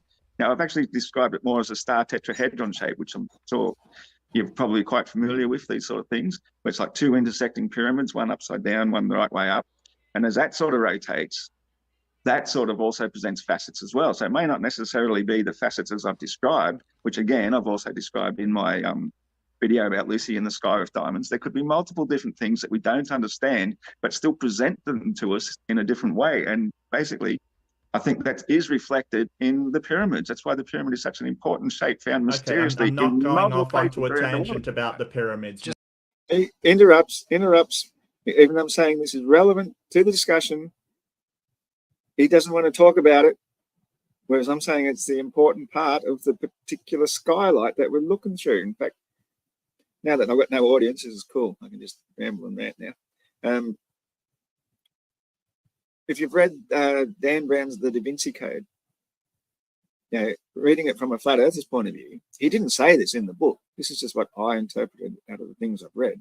How in the Louvre now they've built this massive modern glass pyramid, and it's sort of like a modern structure to the background of that grand, you know, old architecture, old Tartarian building, the Louvre. They're completely in contrast with one another. Somewhere in the story it mentioned the skylight being an inverted pyramid, and I thought that the word itself, skylight, an inverted pyramid. The glass one, you know, in the model, if you put the two and two together, creates the star tetrahedron. So if the star tetrahedron is the skylight, again, it's a sort of a Star of David shape in 2 dimensions. In 3 dimensions, it's a star tetrahedron rotating around. That would explain then the version of the way we see the lights as they're rotating through a different facet. But as soon as I mentioned that, and also trying to bring in the fact that there are pyramids all over the world, I don't give a fuck about how they built them at this point. I mean, this isn't the point of the discussion, but again, Mark thinks that's where I'm going with it. I know I'm saying that they're energy centers, but they are part of what is powering the whole electromagnetic grid, perhaps, that is making everything rotate around Polaris in the first place. But he doesn't understand. He's talking because he thinks they're going around the southern celestial pole, but that's how the kaleidoscope would work, is as they rotate around Polaris, they will appear to rotate the opposite direction in your individual facet that you're looking at them through, but they are still going around Polaris. It's just reversed through the mirror image of the facet. So it is answering his question. He's just unwilling to listen, unwilling to give me the opportunity to explain myself. And that's why it's futile to debate an egghead like this guy, because he cannot listen. He cannot think outside the box. He's got his mind made up. So no matter what I say, his mind is made up, and he's just going to say, nuh-uh, nuh-uh, nuh-uh. No, you can't talk about that. Nuh-uh. Don't try and explain yourself clearly. Don't get the whole thought out. No, just cut me off.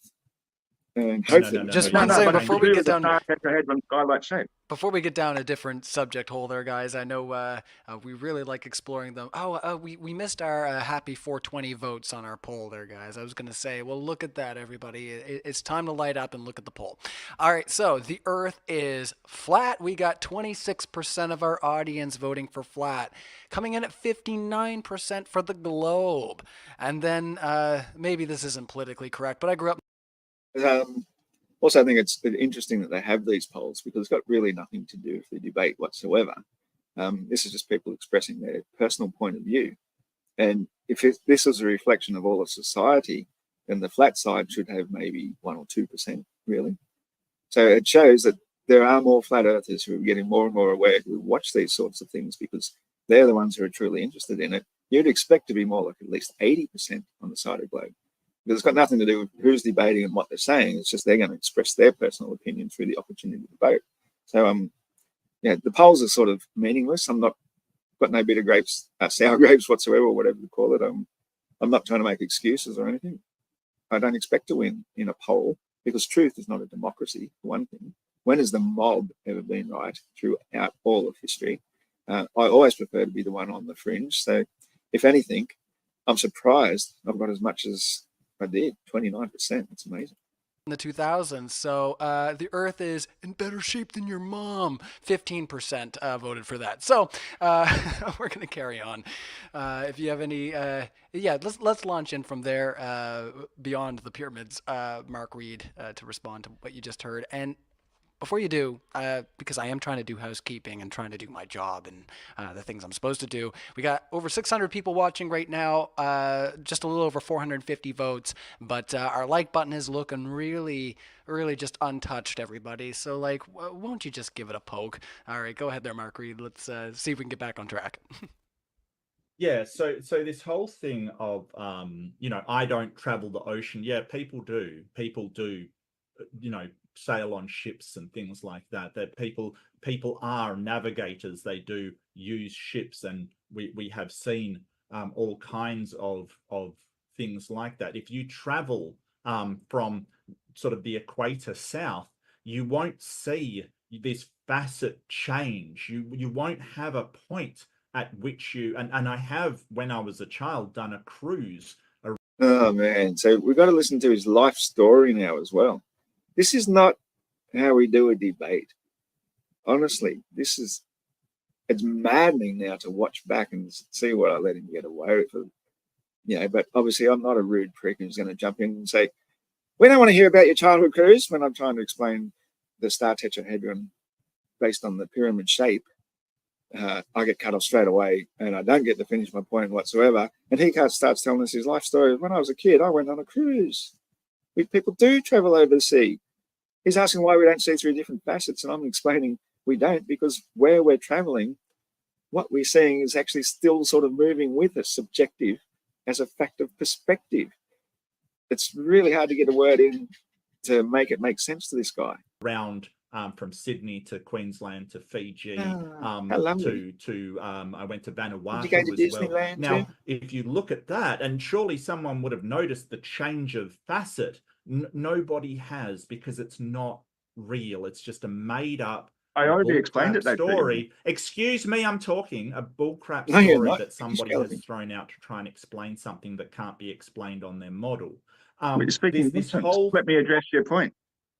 excuse me, this whole thing, we don't see the change of facet. Now, which is more likely, that you've got a plane, and by the way, there's no southern circumpolar star, there's no star in the middle, it's just a blank, you know, there's no star pointing. So we do need to pass the ball before you do another by the way, because there's well, a couple I'm just things going to coming say, up there. yeah. I just want to say, well, I mean, he tosses out tons of points. Which is more likely? You're just changing which side of that plane that you're on, like you go across to the opposite side of a fan and the stars change rotation, or there is a magical jewel in the sky that's projecting on you exactly what you want to see, even though tons of people have traveled like across America and the facets never changed. Tons Yeah, see, obviously it's too late in the day to be teaching a guy an entire new model and how perspective works. You know, it's a huge topic. As I say, it would be a 6-month course to really fully understand this, spending an hour a day at a university lecture or 2 hours a day, actually listening to it, have it fully explained, understand the nature of light, understand how it would work. The debate is not the place to be going on and on and on and on about this thing that we should have moved away from, you know, half an hour previously. And he's still prattling on about it, completely misconstruing what I've said. You will never see the edge of a facet because that's dawn. It's dusk. That's the edges. It's all hidden in the veil of light. It's not a visible or visual thing. All you can ever do is experience the way you see things. It's as simple as that. It's a thing we should have moved on from long before. of people have gone around the world and they never see the facets change. Okay, as I was work? trying to tell you, to save you all this trouble, I already explained why we don't see the change in the facets. It's a gradual thing that happens at dawn and dusk, where the light sort of hides it all. The atmosphere itself glowing during daytime hides everything, and at night time it's too dark to see them, and we're only seeing our own individual facets. So I don't know why you expect to see this sudden change unless you're in a supersonic jet traveling at super speeds, in which case it would probably just gradually change into the next one anyway, and you wouldn't even notice it. So there's your answer. Simple. That's not so how. can we move on from looking at the lights in the sky now and try and address some of the problems of how you have a pressurized gradient on your spinning space ball? One second, both of you. Okay, I'm fine if you want to move on from this point. You were fine half an hour ago too. To launch us into, while Mark's making his response, just for the sake of our audience, of course, Mark. Just if you think of something new that we can launch into, then that's totally. I just mentioned it for the second time. So go ahead there, Mark, and respond to that, and we'll try. Yeah, that's not how light works. You don't have like a gradual change in the light to something else. This is you absolutely do. To say nobody's noticed this. We've all studied the Earth, and everybody's been paying attention. Nobody nobody noticed. You never heard of twilight. Here. Never heard of twilight. Never seen a sunset. Never seen twilight in the morning. Mm-hmm. The stars gradually fade out of view altogether, and then it becomes daylight, and we see no more stars. Well, then we see nothing else but the sun. Well, no, the sun becomes brighter and brighter until the stars are hidden by the light, but they're still there. Yeah, that's so gradual change, twilight. You don't know the first thing about the nature of light, especially when it comes to the flat Earth model. The sun is the stimulator of the noble gases in our atmosphere and various other gases that actually fluoresce to create light. So daylight and sunlight are two completely different things. And that's why we have twilight in between, because twilight is the neon gas predominantly glowing. It's the first and last to glow, which glows on orange around its edges, and it glows bright white in direct sunlight, which is what creates the heat of the day. That's why it gets colder further up, because there's no more of the neon layer further up. So our flat Earth model has everything working according to density and buoyancy, and the nature of light is connected to it all. Our atmospheric gases are the most important factor of it all, and even for starlight. All light is created in our atmosphere. She is the giver of light. It's not out there millions and billions of miles away. It's all in our sky. So when are we going to see this model in action? Like, when are you going to actually present the model? You know, some diagrams. Step outside any night. Excuse me, some calculations. Okay, well, that's another question where I could say, well, look at my recent videos. There's a 3-part series. If you go down the one where I'm back in my red shirt again using the whiteboard, where I explain the sun model on the flat Earth. I did it in 10-minute segments because at the time I was doing it for the TikTok audience. I was foolishly getting involved with. They're the weirdest lot on the stationary planet Earth. But I started doing 10-minute ones so that I could explain how our model works. And so I showed it, how you've got the Earth at the bottom, you've got the firmament B, that's where the light band is, where all the light exists. It's all darkness from there, all the way up to the firmament. So when the light or the energy source that creates the sun creates it in the plasma ocean, we're looking up from our personal point of view through the ozone layer to see our disk of the sun. It's all understood. I've made the model. Again, trying to say, present 2 10-minute videos in the middle of a debate is not the time or place to be doing it. We do have it, Mark. I've been presenting them for a long time. But don't try and say we don't have a model when we do. You just haven't done your research. That's not my fault. I don't have the most popular channel in the world and that not everybody has seen it and say, have you seen what Iron Horse did today? Oh, wow, that sort of makes sense. It's not my fault. And, it's not my job either. But we do have the model. It's been made. I've got it. I've shown it. It's there for you to watch. Oh, but I don't watch your videos. I saw you in your backyard having a beer, waving your arms around watching the sunset or something. And it's like, well, yeah, that's a valid point I often make because everything I usually make is somehow flat Earth related, not always. Sometimes it's just admiring the beauty of nature and sometimes it's just having a beer and having a laugh. I don't make all my videos to be necessarily a flat Earth lesson every single time, but I have made them. I've got plenty of presentations that show the model and how it would work. It's up to you if you want to watch it or not, but then don't tell me I don't have what I do have. Something showing this model that you've got. Step outside any night. Why do you need a model? What do you need calculations for? It's right there in your face. We live on it. You have a model. You said you have a model. We live on it. Yeah, that's right. We live on it. Look at the trees then. Is that your answer? Look at the trees, look at the stars, look at the clouds, look at everything. It's beautiful. Mm-hmm. So yeah, let's jump into what I wanted to talk about in the next one. Now, you believe your spinning spaceball orbits the sun at some phenomenal 66,600 miles an hour, or 100,000 kilometers, pardon me, which is about approximately, where was I going with that? 10 times faster than a railgun projectile. Now, if this spinning spaceball of yours, even though it only rotates at 0.00694 RPMs, the surface of it is still going about 1,000 miles an hour at the equator. There's nothing on Earth that can defeat the force of a vacuum when it is released to the open air. Anywhere nearest to gravity, the vacuum always wins. Air pressure, even inside a completely enclosed 3-tier vacuum chamber, for example, if you had a vacuum state in all 3 of them and you put some air in the bottom one, left it at say 3 psi, you open it to the second chamber, that'd both be 1.5 psi. And then if you open it to the top one, that'd all be 1 psi combined against gravity, where gravity is the strongest. Now, how can, where air molecules are getting lighter and lighter and lighter and gravity itself is getting weaker and weaker and weaker, how the hell could we have an atmosphere just clinging to us going these phenomenal speeds and we just see clouds wafting around through the sky? See, I think I made my question pretty clear. How do we have a pressurized atmosphere at all these speeds? And then all he wants to go do is answer something completely different that I didn't even ask. We don't feel speed, blah, blah, blah. He's going off on a completely different thing that wasn't at all even related, remotely related. I've never questioned about the feeling of speed in nearly all of my arguments because it's a futile one, because they've got their answers of, frames of reference of inertia and all the rest of that sort of bullshit that they've got the answer to because they can hand wave dismiss it. So there's no point answering something that they think they already know but can't really explain. They can get away with that. We'll give them a free pass. I'm talking about atmospheric gases clinging to a moving object in a void of space. With gravity being such a weak force, completely unable to even hold the gases to the surface in the first place, because otherwise, why are they way so high up in the sky?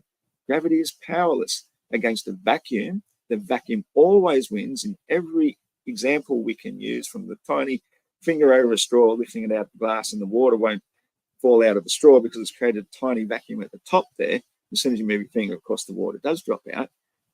The vacuum force always wins over gravity. You know, the siphon hose, the siphon cranes they use to move massive pipes. All these things are examples of a vacuum force. And of course, the vacuum chamber, the minute you crack the valve, the air goes, rushes back in. Now, yes, you can say it's the external pressure pushing in on it. That's completely feasible, but it's also, at the same time, it's exactly just as right to say it's the vacuum force sucking it in, because it's both. You don't have to say it's either or. It is both. They're both occurring simultaneously, and you can't say one is more correct than the other. They're both happening. So he starts going on now about feeling motion, which is not at all what I was trying to talk about. This is how he does it. He doesn't listen to the question. He's going off on his preconceived beliefs. He's not a good debater. He's a bad faith debater. Listen to this. Yeah, so for your first point, which you brought up a couple there, so we don't feel velocity. Speed is sort of not something that physicists sort of say a lot. It's velocity as opposed to acceleration. You only feel acceleration. It's why that, say, the Shinkansen in Tokyo, the bullet train, you don't. It's one of the smoothest rides I've ever been on. It wasn't the question. It doesn't Mark. feel like. Excuse me. You made a point. I'm addressing your. I didn't say anything about your feelings. Don't interrupt. All right, let's just keep it. It wasn't my question.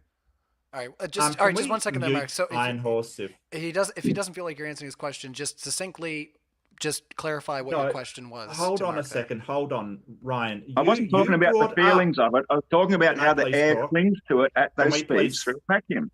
That's my question. No feelings. All right, it's Mark's turn. Okay. You brought up the Earth travels at this speed kind of thing, and this is the shtick that he does. You try to address his points, he just yells and screams, and he acts like a crazy Australian wizard. Get on with it. Apparently, he thinks he is. So the speed is relevant because velocity is not. You don't feel velocity, and when I'm talking about feeling, I'm not talking about emotions. I'm talking about your physical senses, your touch, basically, or your senses around you, which is how we feel because you're basically saying, hey, you're going so fast. It doesn't matter. It's called inertial frame of reference, right? So the frame of reference. Now, secondarily, this whole thing is that vacuum does not suck as you're sort of trying to describe. It's that molecules, when they get together, they push against each other and are pushed out into the vacuum. So that's, again, completely wrong, because the vacuum is the lack of molecules. It's nothing. And the molecules aren't pushing against each other to go back into the vacuum at all. As the external pressure is filling it up, yeah, you could say that. But there's also the whole point of the implosion and explosion types of things when it comes to a vacuum. Like you put a balloon into a vacuum chamber and extract the air, the balloon expands and expands and expands until it explodes. The opposite of that is you put a submarine down further and further deeper into the ocean, and the external pressure makes it implode. That's the two variables of pressure, because pressure is always trying to equalize. That's my whole point. It's the pressure is trying to equalize with its external environment. On the globe model, the globe is a tiny little insignificant speck in a universal size void of space. So there's no reason whatsoever why any amount of air would want to cling to the surface of this tiny little speck in comparison, no matter how much gravity you give it, because gravity is powerless to hold it in the first place. The vacuum always wins. He agreed with that. And yet when it comes to his model, it's the cognitive dissonance. He wants to hold both beliefs simultaneously, that yes, air does move to the lower pressure, but no, it doesn't because of gravity. Because then he even starts talking about an aeroplane having gravity to attract air. I couldn't believe he even went there. It's like, holy shit, the airplane is in the air. That's how it's flying. Gravity, man, they're so stuck in the gravity, they're insane. Gravity is enough to keep those incredible amount of molecules down towards the bottom. The thing is that you've just busted your own theory, because you said, hey, it will equalize at 1 throughout the entire container, 1 psi. Correct. Yeah, that's true. But we don't get that on Earth. We don't get an equalization of the atmosphere. We just did, though. We just demonstrated it it doesn't destroy our model whatsoever, because that obviously tiny little area is nothing compared to 20 miles of atmosphere, when the world's tallest building is 1/2 a mile height. In fact, I wouldn't be surprised if people don't get to the top parts, is because they've probably got to take supplemental oxygen with them, even at that height. But at least, it talks about it's in a bit about Mount Everest, 5.5 miles high. We need to supplement our oxygen because the lungs themselves are expanding. It's all about the pressure. It's not about the thinness of the air. I think I got a chance to explain this in it, but when we're talking about the pressure in a swimming pool, pressure is lowest at the bottom, but the water itself doesn't get thinner at the top. There's just less of it. So it's the amount of air pressing down that concerns how much pressure we've got. And because of the buoyancy thing, the density and buoyancy thing, certain air molecules are more dense than others, and they'll be more concentrated lower they are for the more dense ones. Oxygen, being one of the surface ones, explains why you have to supplement oxygen at a certain height, which is about the same height that most airplanes fly at in the first place. But no gravity is required. What we get is a pressure gradient going from very high pressure at sea level all the way up to very low pressure near the top of the atmosphere, near the limit of the atmosphere. So attend the ball eventually. That does not happen. Yeah, that shouldn't happen on your model. It should be just one continuous pressure. No pun intended. Go ahead, Iron. It's absolutely only possible on our model, because if the Earth was hurtling through a vacuum of space, I don't care how much gravity you think you've got, it's not going to keep any of those gases moving lock, step and barrel, with every cloud, as I said, simply wafting with it. We would lose the atmosphere in an absolute instant, especially at those speeds. I don't give a crap about feeling those speeds. Obviously we don't, because we're not moving at all. We'd know it if we were. It's just ludicrous to think we could be moving at those speeds and the properties of gas behave in the way they do, unless it was all enclosed in a huge, massive container in the first place, in which case you'd still have a flat Earth floating in the middle of a giant bauble lost in a galactic sea of some sort. It's just the only way physics works. Water will always find its level.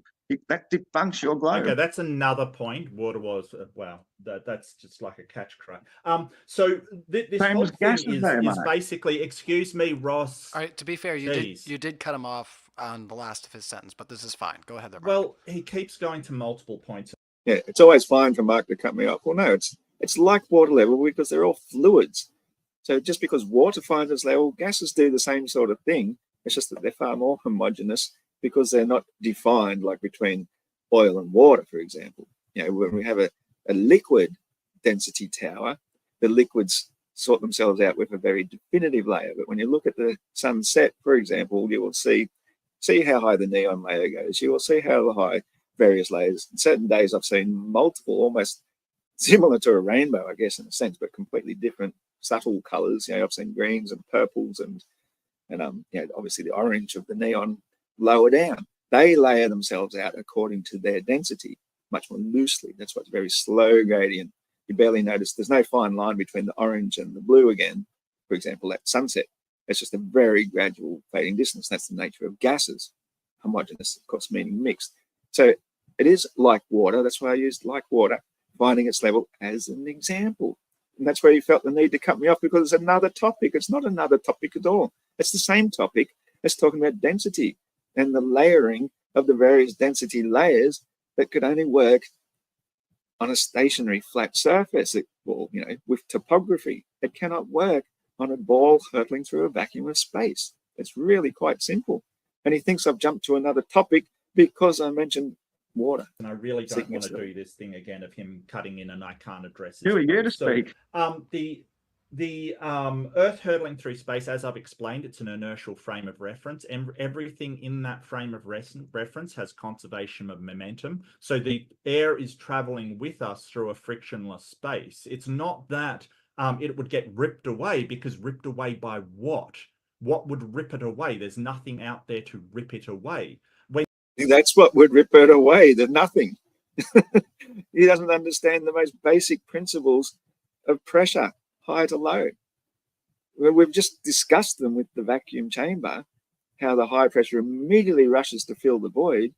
It would do the same in space. especially because of those phenomenal speeds we'd be racing away from our atmosphere with. Anything of the Earth that moves through the air moves through the air. You dislodge something and throw it through the air, it moves through the air. The air resistance is what slows it down. The entire Earth is of the Earth. The atmosphere is not a singular part of it. It is a very non-viscous fluid. So non-viscous, it's a gas. We would move straight through it. We would leave it behind in the nothingness. We would have no atmosphere. With no atmosphere, we've got no pressure to keep the water as a liquid. It would vaporize into a gas, and that gas would equally be left behind us, and we'd soon be left as barren as the moon. That is the only logical deduction a sane, rational thinking person could conclude if they genuinely believed the heliocentric model and accepted it with those speeds, with those conditions. You just can't think of it any other way. And if you do, well, that's a sign of being a heavily indoctrinated globetard. When you get something ripped away when you're traveling through the Earth's atmosphere, it is the air that's ripping it away, but we're talking about the air traveling with the Earth. So this is the same as a trampoline being pulled by a car. You will just seem to be going up and down. You won't be ripped backwards if you're doing that. And I remember seeing a video where somebody is showing somebody jumping on a trampoline while being hauled by a car. The inertia. I can't believe you brought that up. It wasn't even worth addressing because it's so ridiculously futile. Being pulled by a tractor on a country road. Now, I don't know if you've ever videoed, you've probably seen it on a dash cam even, but when you video something in motion, when you re-watch it, it appears to be going a lot faster than you are. Like you're driving sedately along the road at, say, 80 kilometers an hour, and you're taking some video, and you watch it later, and people are saying, dude, why are you driving so fast? Slow down. It's like, I'm only going 80. It's like nothing. It just seems a lot faster than what it is. So when this was viewed from above, possibly with a drone or whatever, that tractor is barely crawling along at about 10 kilometers an hour. And all that's happening in that particular instance is that when the person hits the trampoline, just that little bit of forward momentum does push them that little bit further forward. So it will give them the appearance of going up and down. But I can guarantee you that's only going to work at that speed. If that tractor sped up to 100 kilometers an hour, it'd become dangerous because he wouldn't be able to fall down fast enough before the truck would rush by beneath him, and he'd fall down and either hit that back paneling they had there for safety. I think it was a couple of pallets or something by the look of it. It's all about the speed and the managing it and timing it and matching it to match the speed of the guy jumping on the trampoline. It is nothing to do with matching the rotation of the Earth. When something jumps off it, goes straight up and straight down. The guy isn't going straight up and down. I'm sure if you took the time lapse of him and superimposed each one, you'd see he's going in little parabolic arcs type of thing. Boom, boom, boing. He's not going up, down, in lockstep with the trampoline at all. It's parabolic arcs. So to claim that this is what's happening on Earth, which is what he's obviously trying to do, is sheer and utter nonsense. The English tested this shit out over 100 years ago or something. They're getting people to fire cannons directly up into the air. And so then by timing it, they should be able to realize the Coriolis effect by how far the Earth had spun beneath it before it lands back down again. And quite often this would result in disastrous results because the cannonball would fall straight back down through the barrel it was shot from, and kaboom, shrapnel everywhere. Very dangerous and habit to practice. So if we understand the globe model, spinning at 1,000 miles per hour, that cannonball has been shot up in a parabolic arc. It's used all that momentum. It's done the arc, and it's in an arc. It's only creating the illusion of dropping straight down now. So it would never land back down the barrel because it's coming in at an angle, or coming in at an angle. It wouldn't hit it directly straight back down. The only way that can happen is if the barrel stayed perfectly still and the cannonball went straight up and it came straight down. You will never ever shoot vertically to something that moves in a parabolic arc and have it land straight back down again. It's impossible. Absolutely impossible. The speeds and the rate at which you fired it would have to be so precise and exact that nobody could ever do it. I challenge anybody to do it on the back of a truck. Get your cannon, get your you probably do it with a bow and arrow. It'd be a lot more visual. Lay on your back on the truck and shoot that arrow straight up so that you can be viewed side on orthogonally. It can be filmed and you can watch as the arrow shoots straight up. It should be carrying all that, what did he call it again? The conservation of momentum, the main point I was bringing up in my opening statement, no less. It should be carrying all that momentum the entire time. And so it's going in a big parabolic arc to create the illusion from the viewer's point of view who shot it, that they better pull their shield out real quick before it hits them. But from the orthogonal point of view, they're going to see the arrow go straight up and move a little bit with that speed, soon lose it, hit the top of its peak, turn around and come straight back down, maybe a couple of meters forward from where it was originally shot. And meanwhile, the person on their back is hundreds of meters down the road by that stage. That's what's really going to happen in reality. So all the nonsense that these globes bring up, because we're talking about the speed of a truck. We're not talking something going twice the speed of a passenger airliner, 1,000 miles per hour, 1.5 times the speed of sound, 1.35 times. We're not talking about that. And yet anytime we shoot something off the Earth, that's what we should be talking about. Doing a big parabolic arc that creates the illusion of going straight up and straight down. When really, Occam's razor says, it's going straight up and it's going straight down and we're not moving 1/3 times the speed of sound. Inertial momentum, the momentum that you have will be conserved. So to your frame of reference, you are just going up and down. So to the frame of reference of the Earth and the air around it, you are simply just stationary. Okay. That's right. Occam's razor says you are simply just stationary because you are simply just stationary. It's really that simple. So obviously you didn't listen to a word I said in my opening statement, which was completely entirely about that, how in a vacuum environment such as the moon, the instant they opened up the latch of the door, there'd be the air would just completely immediately evacuate. That's just the way it works. Vacuums do technically suck, even though you can also say equally that higher pressure is pushing into lower pressure. It's both are happening at the same time. So you didn't listen to a word I said about how the vacuums would work. And yet, if it works that way on the moon, how come it can't similarly work that way on a globe? You know, it's still in the same vacuum environment. Gravity is not that strong. We've seen that. You can lift a straw out of a glass of water and that tiny vacuum will overcome gravity and prevent it from coming out. So everything proves the vacuum force will always win, except on a stationary planar Earth where everything finds its place according to density and buoyancy. That is how we have our atmospheric gradient, because the gases themselves get less and less and less and lighter and lighter and lighter. It makes perfect sense. The only way it can make sense is if the Earth isn't hurtling through a vacuum of space. The pressure gradient doesn't make sense on a flat Earth, because if there's a container, it should all equalize, but it does not. And this is a problem for flat Earth, not for the globe. Now, on the lander, what you have is a very small object without the gravitational attraction. I bet there were some air molecules that were attracted to the lander, but it's not enough to stop the incredible amount. So isn't that hilarious? Again, that had nothing to do with what I was saying. Absolutely nothing to do with what I was saying. And he's gone off on some tangent about gas molecules being attracted to the lander on the moon, which, even though that's absurd, it's irrelevant. It's not even addressing the guts of the point of what we're talking about. We're talking about the air sticking to the Earth.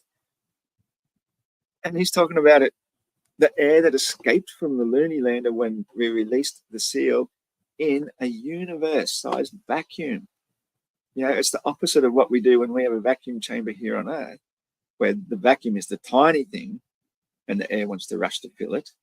Here we're talking about the universe-sized vacuum chamber where every molecule of ours, I would bet, if it was done correctly and if they really were there, if it was really possible, that because there'd be some amount of pressure in the Looney lander, what I would do, if possible, is I'd actually have some sort of pump and a large empty gas tank, and I'd try and extract all the air from the Looney lander back into that gas tank. That would be the smart thing to do in the first place, assuming it was even pressurized. You know, if it was pressurized, the minute you started slowly opening the latches to the door, the vacuum itself will just go boom and nearly pull the door up its hinges. That's what I reckon would happen. As the air rushed to escape, it'd be like a gun going off. I would say that the door probably would just get flung 100 meters away from the lunar lander itself. The air would rush out that violently to feel the 10 to the negative 17 torr of the vacuum of space. We can't even get, 10 to the negative 2, I believe, something like that in a vacuum down here on Earth. Most of them are actually like still several PSI, what they call a vacuum chamber. In fact, the one the Action Lab did I think he did it 10 months ago. He got a large enough vacuum chamber that a person could actually crawl in and fit into it. So might be one way of having an accident someday. But the point is, that chamber itself took ages and ages to extract the air from it. And then I was reading through the comments because some people were thinking of trying to get one. And it turns out that something that size, the lowest they could get to was about 3 PSI, which turns out to be the same height of 33,000 feet. So it's really not even a vacuum at that stage. And yet all those experiments they do inside vacuum chambers are done at that sort of level of pressure. So when we're talking about 10 to the negative 17 torr in the vacuum of space, all that air is just gone. It was like it was never even there in that. And so, again, if Earth is a spinning spaceball hurtling through the void of space, there's no reason why that also wouldn't happen, because we don't even have a lunar lander door enclosing the whole globe. That's what we would need to make it even slightly possible. Amount of pressure inside that lander pushing all that air out into a vacuum. It just isn't. And there would be a pressure gradient, although it would be incredibly small and almost non-existent, because that lander is only a fraction, like a tiny fraction of the size of Earth. If you could get a lander the size of the Earth, the same thing would happen. It would form a pressure gradient about it. But of course, you don't understand that it's the amount. I don't understand. I think if you're going to even bring gravity into this at all, you'd be talking about the gravity of the moon. The moon's gravity is what's going to win over any tiny little lander. His thinking. The fuck are you talking about, mate? Excuse me. It's the amount of. What are you talking about? Yeah, you're on another debate altogether. Can I please finish without let's try to cap it at around, like, if you can do it in about 15 seconds, just to bounce. Yeah. So the whole point is that the Earth, because it's the amount of mass that causes that gravity, and the lander just isn't enough mass. I got no idea where you came up with that idea from. I was talking about the air inside the lander immediately evacuating into the void externally. I don't know what the crap you're talking about when it comes to gravity. Of a lunar lander, and let alone that there even be air molecules on the moon in the first place. I mean, they would have all immediately escaped to equalize with the external pressure. That is how gas pressure works. If you don't have a gas bottle, you don't have gas pressure. Everything equalizes, and that's what it's done on the stationary planar Earth. It's very, very much homogeneous for the most part of it. But just as we've got a different pressure level if we go underwater in the ocean, as we get further and further towards the surface, we don't suddenly say there's no more pressure. Now we're just at 1 atmosphere of pressure. It doesn't just go to 0. But when it comes to our atmosphere, or when we get to the top of it at about the ozone layer, once we pass through that, the waters above, that's when it becomes 0 pressure, all the way up to the firmament. So that's how our model can make far more sense than yours, when you completely, even though you say, well, we can't feel the speeds, you still ignored what those speeds were. They're phenomenal. They're absolutely incredible. We wouldn't see anything but a blur if we were moving the speeds that you insist we do. We don't see a blur, just like you can drive really fast in a car and you don't see a blur of the passengers that you're in the car with. This is nonsense. Like, why would you see a blur because people on the outside of your inertial frame of reference are a blur? As I've explained before, that doesn't seem to comprehend from Iron Horse. Or have you ever watched the railgun projectile video? He doesn't seem to understand that when you're in an inertial frame of reference, when you're in the same object or thing that is traveling, To you, it looks like they're standing still, just as if you're on a train going ridiculously fast on a bullet train. To you, it looks like they're standing still. To them, it looks like you're.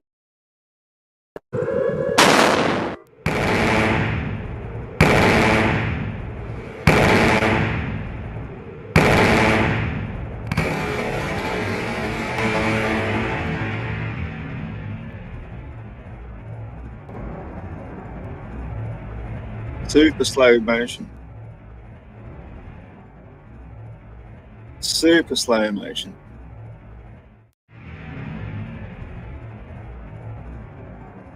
Super slow motion.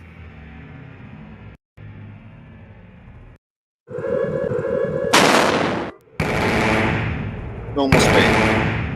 Normal speed. Normal speed.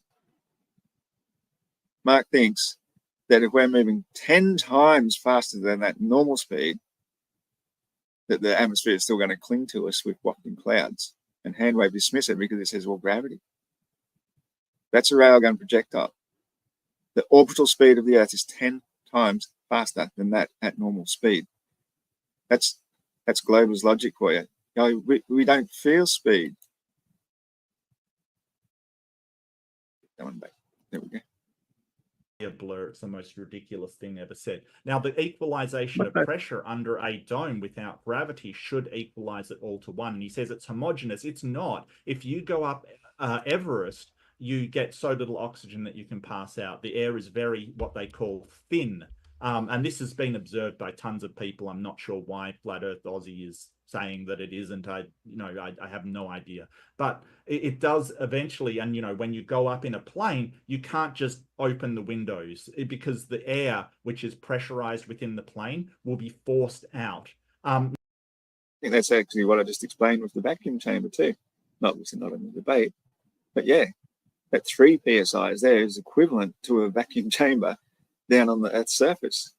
Instead of being about 14 to 15, whatever's normal psi, pounds per square inch, very old imperial measurements, 1 bar.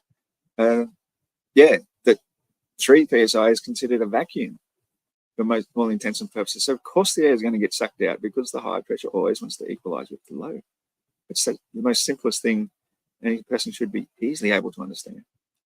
Now, it is slightly different because it's gas pressure and we have atmospheric pressure, but it's the same principle. The atmosphere is all entirely gas. It's exactly what it is. I don't know how you can differentiate 2 different words for the same thing.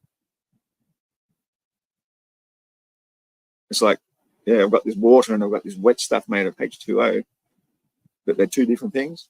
That's pretty much what you just said. And it's because the air is so thin up in a plane. I'm not sure if Flat Earth Aussie Jesus has ever flown or whatever. I have no idea. So let's go to the at-home attack. I don't know if he's ever flown. Yeah, Mark, when I was 16, I went the entire other side of the world for a year as an exchange student. Didn't know anybody, all on my own for a fucking year. That was just my first experience of international travel. 24-hour flight each way, stops in Tahiti in New Zealand. It was just my first time. I did a couple of flights in the US too while I was over there. I think I've been in a plane a few times. Only been to the Philippines twice, New Zealand twice. I've been to Hong Kong, Singapore. Yeah, I've never been in a plane. But, it's very straightforward. I'm not sure. Again, you're proving you didn't listen to a word I said in my opening statement, because that's exactly what my whole argument was all about. It was about the pressure, how they have to wear a pressure suit if they get to 60,000 feet with full air breathing materials. And so from that point on, going any further, there's no taking it off until you come back down below, at least below 30,000 feet, preferably. But here's the thing, too, that you're also ignoring is that if you consider the helium balloon, how it expands more and more and more as it gets up and up, it's because of the lack of external pressure. Well, our lungs are a bit like that balloon. So when we get higher and higher up, they're expanding and they're just unable to absorb as much oxygen for a start. We have to breathe a lot deeper and heavier. And there is less oxygen because it is a slight density gradient. You can see that density gradient in the atmospheric colors at sunset. So oxygen is more likely to be more abundant at sea level. This is why people generally holiday to the ocean at sea. And go to the ocean for their holidays, because that's where you're generally more refreshed. The higher and higher up you go, yes, the air does get more and more rarefied. But if we were hurtling through a vacuum of space, there would be nowhere. There would be no moisture. We need that pressure. All right, just before you Yeah, I've respond, I already- closed the poll, and we had 603 votes. So if you just hold your thought for 1 second, 58% of our audience agree with you, Mark, that it is a globe. 25% of our audience right now agrees with Iron Horse that it is flat. You see, I think that's dishonest. It's a dishonest poll. These people are voting for what they've already preconceived they believe in the first place. It's got nothing to do with what either of us are actually arguing. Neither of us are going to convince anybody in the audience or each other about the shape of the Earth. We're just debating the logics of either model, one versus the other. And Mark refuses to address the illogic parts of his thing. He'll always try and scamper off or misconstrue one of the things I've said and go off on a complete and utter different tangent. So even the polls, they're not necessary. They're an interruption to a debate. But, you know, that's how they like to do it. That's fine. It's their platform. But, yeah, it just doesn't help any sort of discussion by constantly interrupting with housekeeping and all that sort of stuff. And I think we need a debate that's more seriously focused on the topic at hand and maybe gets a bit of direction, because so many times I tried to get off the Star Trails. It went for more than half an hour longer. And Mark still wants to just talk about nothing but Star Trails. We finally got away from it. And now anytime I discuss something about what he's talking, he'd talk about something else again anyway. He can't even stick to the actual topic. Oh, gas molecules sticking to the lunar lander because it doesn't have much gravity. What sort of nonsense is that? And 16% we just are going to say they're unsure, but they say the Earth is in better shape than your mom. Anyways, so with that meme and trolley poll out of the way, I'm going to start a new one to let the audience engage with, and we are going to get to Q&A shortly, everybody. I'd say, what would you guys feel? Maybe 10, 15 more minutes of an open discussion. We'll just kind of let the ball keep rolling. I know some people in the after show are going to say Ryan said ball way too many times, and they're going to be whining. Anyways, go ahead there, Mark, and respond. That's all. That's well, I would like to change the topic, because I don't think Iron Horse is listening, so I would like to sort of talk about the other thing that I wanted to bring up. But basically, you know, again, with the airplane, it's not enough mass to generate the gravity that would need to hold that. What the fuck? That's why they are pressurized, mate. The air is constantly trying to seek its external pressure. Plane generating gravity, man, that is just painful. He is so pseudoscientifically stupid. It's sad. Air in on that sort of pressure. It's exactly the same reason. The idea that a plane and the Earth are going to generate the same gravity is the most absurd thing I've ever heard. So the whole, well, why did you say it? Idea is somebody's come up with something called the final experiment, which is people going to Antarctica to see the 24-hour sun, to see it in the sky for 24 hours with it never setting at all. So I want to know if you're going, and if not, why aren't you, if this is so important to you? First of all, why would I go? I mean, I'm just an average Aussie bloke. You know, I'm just a guy. I live in my life. You know, I have my opinions. I have some sort of abilities to discern the truth about things. But why the heck would I want to go to Antarctica with a bunch of drop kicks for any reason whatsoever? It's not going to prove anything. You could send 50,000 people to Antarctica, all with 24-hour cameras, and start filming it, and then the problem is solved. Why would I go on something as ridiculous and benign as something that's not even an experiment? It's an observation. It's just a gimmick. It's a money-making exercise. It's going to get heaps and heaps of media attention, and I certainly wouldn't have any part to do with it. Oh, there's nothing average about you, honestly. You are, you know, a very, very tiny minority thinking that Now, that's the greatest compliment I've had in a long time. Thank you, Mark. Appreciate it. The Earth is flat and somehow there's a crystal in the sky. It's not. There's nothing average about the average person. Is having an opinion doesn't change. The average person is educated and knows that the Earth is a globe because they see the evidence around them and the evidence. Yeah, see, this is why you're not average. You're a conspiracy theory nut. That's A conspiracy theory nut. No, I'm a realist. I know what I'm talking about. I went through it myself. I've experienced it. I got better. what you are. Yeah, of course. Conspiracy theory nut, because I know the truth of the whole history of how the education system comes about. I even described that again in my opening statement, but of course, not a single thing did you listen to. Does your crystal tell you that? Described.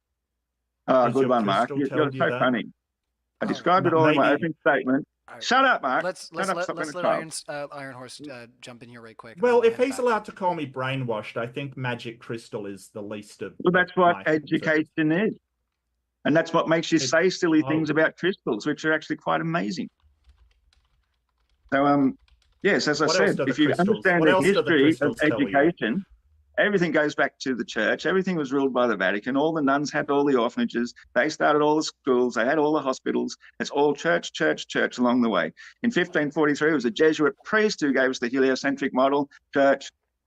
Who was it? George Lemaitre, who gave us the Big Bang, Jesuit priest. That's all the schools and institutions are run by the church. And so you don't even realize that you've been brainwashed by religious indoctrination centers your entire life for so many generations that you don't even know it. That's the problem with being brainwashed, is you don't even know you're brainwashed until you're no longer brainwashed. And then you see, once you're better, once you're cured, you can see, holy shit, how could I possibly have believed all that stuff? Why did I ridicule people? Oh, I should tell them to go and get more education. Aren't I clever? Because that's where I got. Did the magic crystal tell you that? Did the magic crystal tell you that? Yes, it did. Okay. So this whole idea that the 24-hour sun wouldn't prove anything, it absolutely would, unless I think you've said before that everybody has their personal sun. Do you still believe that everybody has a personal sun? Absolutely. As I keep trying to explain to you, that the nature of light says that we see everything through a personal line of sight view through the firmament B, or often called ozone layer. That's where the disk of the sun first appears to us. It's only about 12 miles high. Don't ask me for that in kilometers off the top of my head, but it's only about 12 miles high, but it's projected from the actual firmament about 70 miles high. So it's created two different prisms of light. So if whatever position you're on the ground looking up through the firmament B towards the source, that's where you're going to see your personal subjective sun. And you notice that if you move, it moves with you. All light is personal and subjective. You know, the double slit experiment says only one lot of light can enter one set of eyes, but the light I see is not the same light you're seeing. It's another version of it. Every single version of light is unique to each and every individual viewer, which therefore means the sun is technically unique to every individual viewer and in a completely different position. So we don't see other people's light, even though we should, under the ways that we understand light to behave. Light doesn't turn off for one person and turn on for another. We can do that experiment with lights, and they don't sort of have this personal relationship with anybody where they decide not to shine to one person and decide to shine to another person. For some reason, the crystals told Flat Earth Horse that for some reason that the light's choosing who to appear to for some weird reason, and he claims that this is what's happening. But we can make measurements and calculations based upon our shared understanding of where the sun is. Now that then again was another straw man, very typical of Mark being dishonest. Where the heck did I say that it chooses who to show itself to? I never did. It's there for all to see. So he's a most dishonest debater. Now, I wouldn't mind if he was representing me honestly. This is what the Globers do. They're so thoroughly defeated in their argument that they have to lie about their opponent in order to try and create the illusion of winning points. It's really sad and pathetic. And it's the typical way that they debate. I guess they've learned it from the politicians too. Politicians don't go to debate. They say, my opponent is so terrible, you should vote for me, but I'm less terrible than them. And therefore they win. It's a hollow victory, because no, you should be voting for the most altruistic person who says, I respect my opponent and I wish them luck, but I think that their policies on this particular thing are incorrect. And I think my policies, this is how I'm going to do it. I think you should vote for me for that. That would be a proper debate. But they're so used to now to slagging off at one another that he thinks that's how you debate and misrepresent everything I've said. In fact, that's sort of part of navigation in the past, like we can tell pretty easily where we navigate from. If light's just personal and up to somebody's perspective, then that would never work. But we can share between ourselves where that light is, where the sun is, and for some reason it's just a personal spotlight. For some reason, maybe the And again, I've never said it's a personal spotlight. It's a personal apparition of light. And I think I do actually get a chance to address this, but often I miss most of the things he says, because by the time I get the chance to say it, I've forgotten the first thing he said in the first place. If I pause this way too often, and I've repeated myself again in a minute. Apologies for that, but no one's really listening anyway. It's all good. But I just want this recorded down on a video, so later on it's there.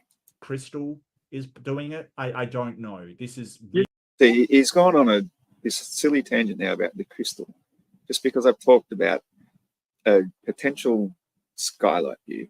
He's got it stuck in his head now, and this is what these dishonest people will do. They'll find a little soundbite thing and cling to, and they'll stick to that tactic. It's like for years I had this stuff of the giants dug the Grand Canyon out to mine the moon and build it full of helium. Yeah, they had the little sound bites of things. Again, I've made dozens of videos, or half a dozen at least, videos on that exact precise topic, explaining exactly what I mean in great detail. But still, they've just used that little sign bounce. So now this is going to be hanging there by the Globers, because they love their little sign bounce, because they're like little yapping dogs. You know, once they've got a little soft spot that they can bite at on your ankle, they'll just keep going for that and keep going for that and keep going for that, rather than say, hey, I'm up here. You know, here's the argument. Stop nipping at my ankle down there. But they just keep nipping and nipping and nipping. You've got a really narcissistic personality disorder happening there, Mark, where you completely misconstrue virtually every single thing I say. If you can have 50 people around looking at the same light, but what if half of them close their eyes? They're not seeing the same light, are they? They're only seeing it because it enters their eyes. That is how light is subjective to every individual. Light is everywhere at once. It's instantaneous. It doesn't travel like you think it does. The best example I can give you for that is if you're in a big stadium and it's crowded and everyone does a big, huge Mexican wave.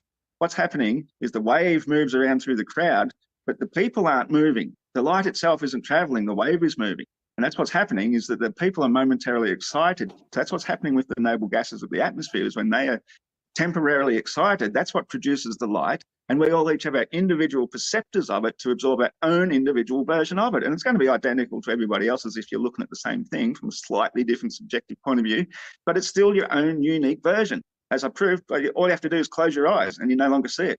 So you know, you need your eyes always been within. Just say somebody videotapes the sun, right? And they videotape the sun, and another person doesn't watch it at all. And he says, this is what the sun's doing. Does each camera have its own personal sun as well to show where it is?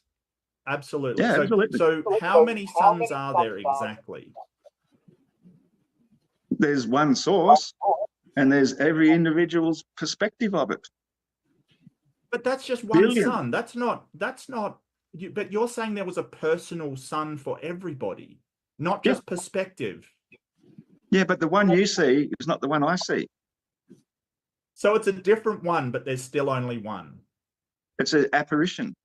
It's a projection. Like we can watch the same movie at different times in different places. We're still watching the same movie. It's still identical to us, but it's our own personal individual perspective of it at the time. It's still the same thing, but from a different perspective. Whereas we're seeing it actually projected. Our projection screen is the atmosphere itself and everything. I don't think I really described that very well, actually.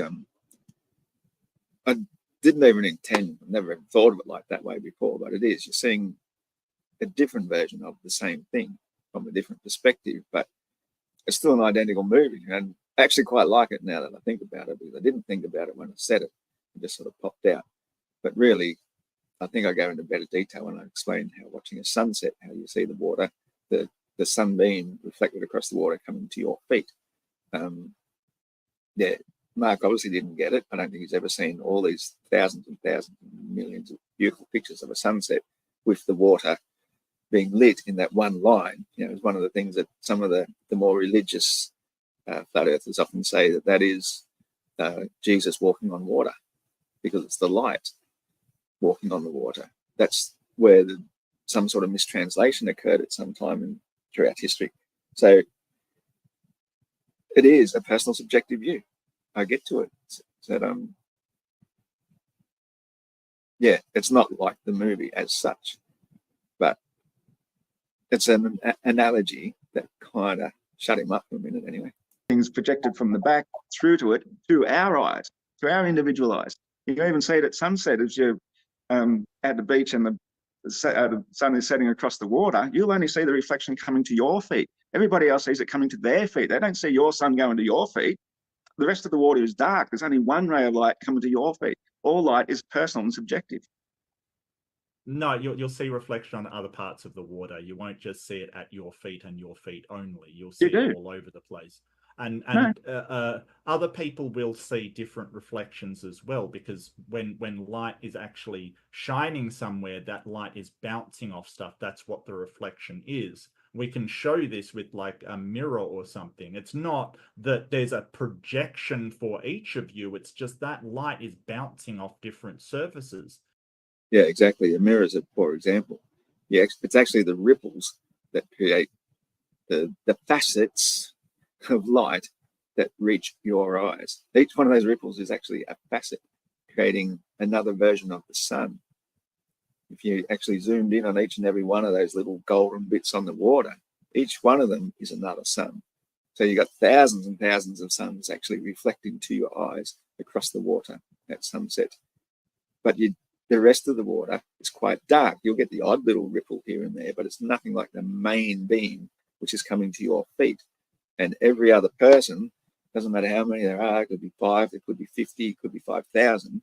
Each and every one of them is seeing their own individual reflection, the main line of reflection coming to their feet. They're not seeing the one that is going to your feet. The further away you get far from each other, the further and further away each individual's perception of it gets. And the sun itself does move with the viewer. Now, he's misconstrued that again as well. I'm not saying it is actually moving. I'm saying it creates the appearance of moving, because all light is apparent, which means it's an apparition. It's not really there. It's not a physical thing. It's not physically moving. It is apparently moving. You know, this is the problem with language, is most people do just got no idea how light is apparent light. Personal and subjective to every individual viewer. It's a tricky subject once again, but all these subjects are tricky. And until you've really actually studied them and thought about them, he's got no idea. That's how we see color. That's how we see everything. But you're suggesting that that is personal to you and you alone, and that light isn't the same light for other people, which is nonsense. That's just ridiculous. Because and at the same token too, you could say that on another lake 5,000 miles away, but on the same longitude line, getting their sunset at the same time, they've also got lines coming directly to the sun, which if you were able to see them where you were 5,000 miles away, they'd be looking like they're going flat across the horizon type of thing. But to them, it's coming boom straight to them. It's all subjective. Yeah, I forgot that other thing I was going to say. Doesn't matter. Everybody just sees their own version of it. Well, how do we navigate by the sun then? How do we navigate by the sun? Right, I can tell somebody, hey, the sun looks like this from my angle, and they say, okay, the sun looks like this from my angle, and we can find each other. How does that happen if it's just our personal sun that have nothing? I've never heard of anybody doing that. Oh, really? So if you're sort of seeing the sun, you know, sort of setting in the west kind of thing, and somebody else can calculate where the sun is setting, you can't say what direction you are from one another. Probably not, no. No, Okay. I don't see how you could. It makes no sense, because everybody's seen their own personal subjective sun, and as if you kept on walking one direction, the sun keeps moving with you. That's how it works. You can watch that happening. If you're watching a sunset, as I always do at this property here where I'm living, every now and then the trees get in the way. So all I have to do is move across a little bit, and the sun has moved with me, and now I can see it again. The trees are no longer in the way, even though the trees are already really far away. I've only moved a couple of meters, and the whole sun has moved that distance with me. That's how it works. It hasn't moved with you. It's just a really long way away. Because yeah, that's my whole point. But if it was really, really long way away, it should stay exactly where it was. And I would have to move like 500 meters around those trees to see back towards where it was, where the trees in the way in the first place. But it's moved apparently with me as I moved across a little bit. So it hasn't physically moved because it's not a physical thing. It's an apparition. Because that's like if you say, okay, well, you know, I'm looking at the tree, a building which is obstructed by the trees. I move and then I see the building has moved with me. This is the stupidity of what you have just said. No, it's not. You can watch it as you walk down the beach. Your personal reflection of light coming to your feet will keep moving with you. The sun will keep moving across the horizon with you. So any obstacles, even mountains in the distance that were previously blocking it, if there's now a gap, you'll see the sun again because it's just moving away on a parallel line to the ground. It's not gone beneath anything. And that's probably a good last mountains. Topic to finish on is how come when the sun sets, I'm nearly finished, Mark. When the sun sets, how come we never, ever, ever see a shadow cast up into the sky? All we see is the last orange glow of the neon reflecting off the bottom of the clouds when the sun has completely disappeared. How can you explain that? No I shadow. want to address the other thing first. So if you're basically saying, hey, trees are in front of the sun and you move and then you still see the sun, so the sun has moved with you, then if you see trees in front of a mountain, you move, you see the mountain, that's the mountain moving with you as well. That's the insanity of what you're saying. Yeah, two completely different scenarios whatsoever. One is about the parallax of something nearby. Those mountains, even though they're distant to us, 100 kilometers away, which would be impossible on the ball Earth because 100 kilometers would have them, 600 meters beneath the horizon, not sitting there at eye level. But the point is that parallax is a completely different thing. The nearer the trees are to you, the sooner you'll see around them. I'm talking about trees that are already halfway to my distant mountains, and just by stepping across a little bit, the sun has moved as well, whereas it barely changed for my distant mountains. Two completely different things. Because the sun is an apparition of light already by this stage, probably 10,000 kilometers away by the time it reaches that convergence point, whereas the mountains, 100 kilometers. They're not even in the same ballpark. So, no, wrong. Saying that something far away, if you move and something closer no longer obstructs it, that thing has to have moved with you. No, it's just a very, very long way away. It's the most ridiculous statement I've ever heard. I'm not saying physically this moves. whole It's an apparition. That's how light works. It's an apparition of light, not a physical thing moving. The apparition of the mountains have moved as well. The mountains. But the weird thing is, if the Earth is a globe, we're still getting the same phenomenon. So whether it be flat or globe, at this stage is irrelevant because you're still getting the same visual phenomenon. That's what Mark is failing to realize. He's not even defending his globe now. He's arguing about normal human perspective. It's hilarious. They're a physical thing. Oh, the mountains. Did your crystal tell you that? That's parallax, Mark. That's what happens with solid objects. But apparitions of but light, not the sun. That's what happens with solid objects, not the sun. Maybe we're hitting a wall. Maybe we're hitting a wall on this one. I don't know if there's. I was going to joke and say maybe we're hitting an ice wall. I'm not sure if that's something else we want to talk about. But if you guys want to go into some new territory, that's fine. If we want to go into Q&A before you trigger me to listen to any more Elf albums, I'm gonna have to revisit trying to burn the sun. It's a very early Dio album, so for any old rock and roll fans. But yeah, if you guys want to talk about sort of ideas surrounding that's fine. Or any other new territory. Like I said, it does seem like we've hit a wall though on this one.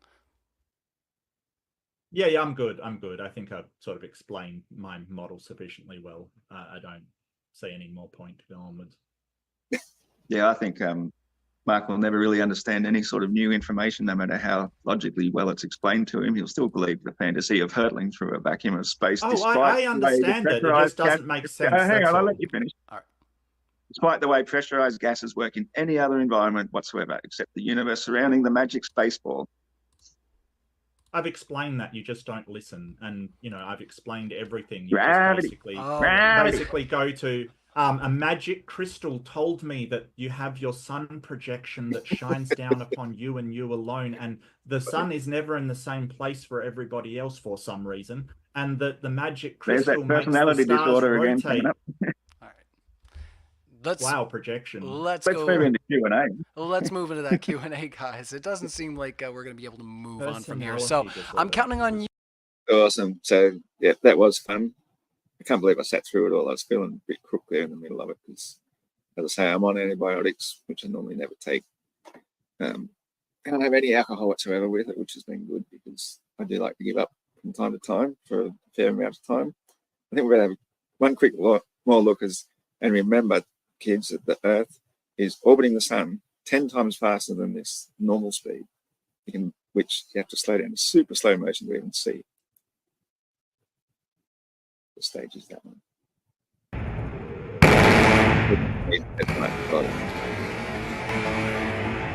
have to rewind it to the start too.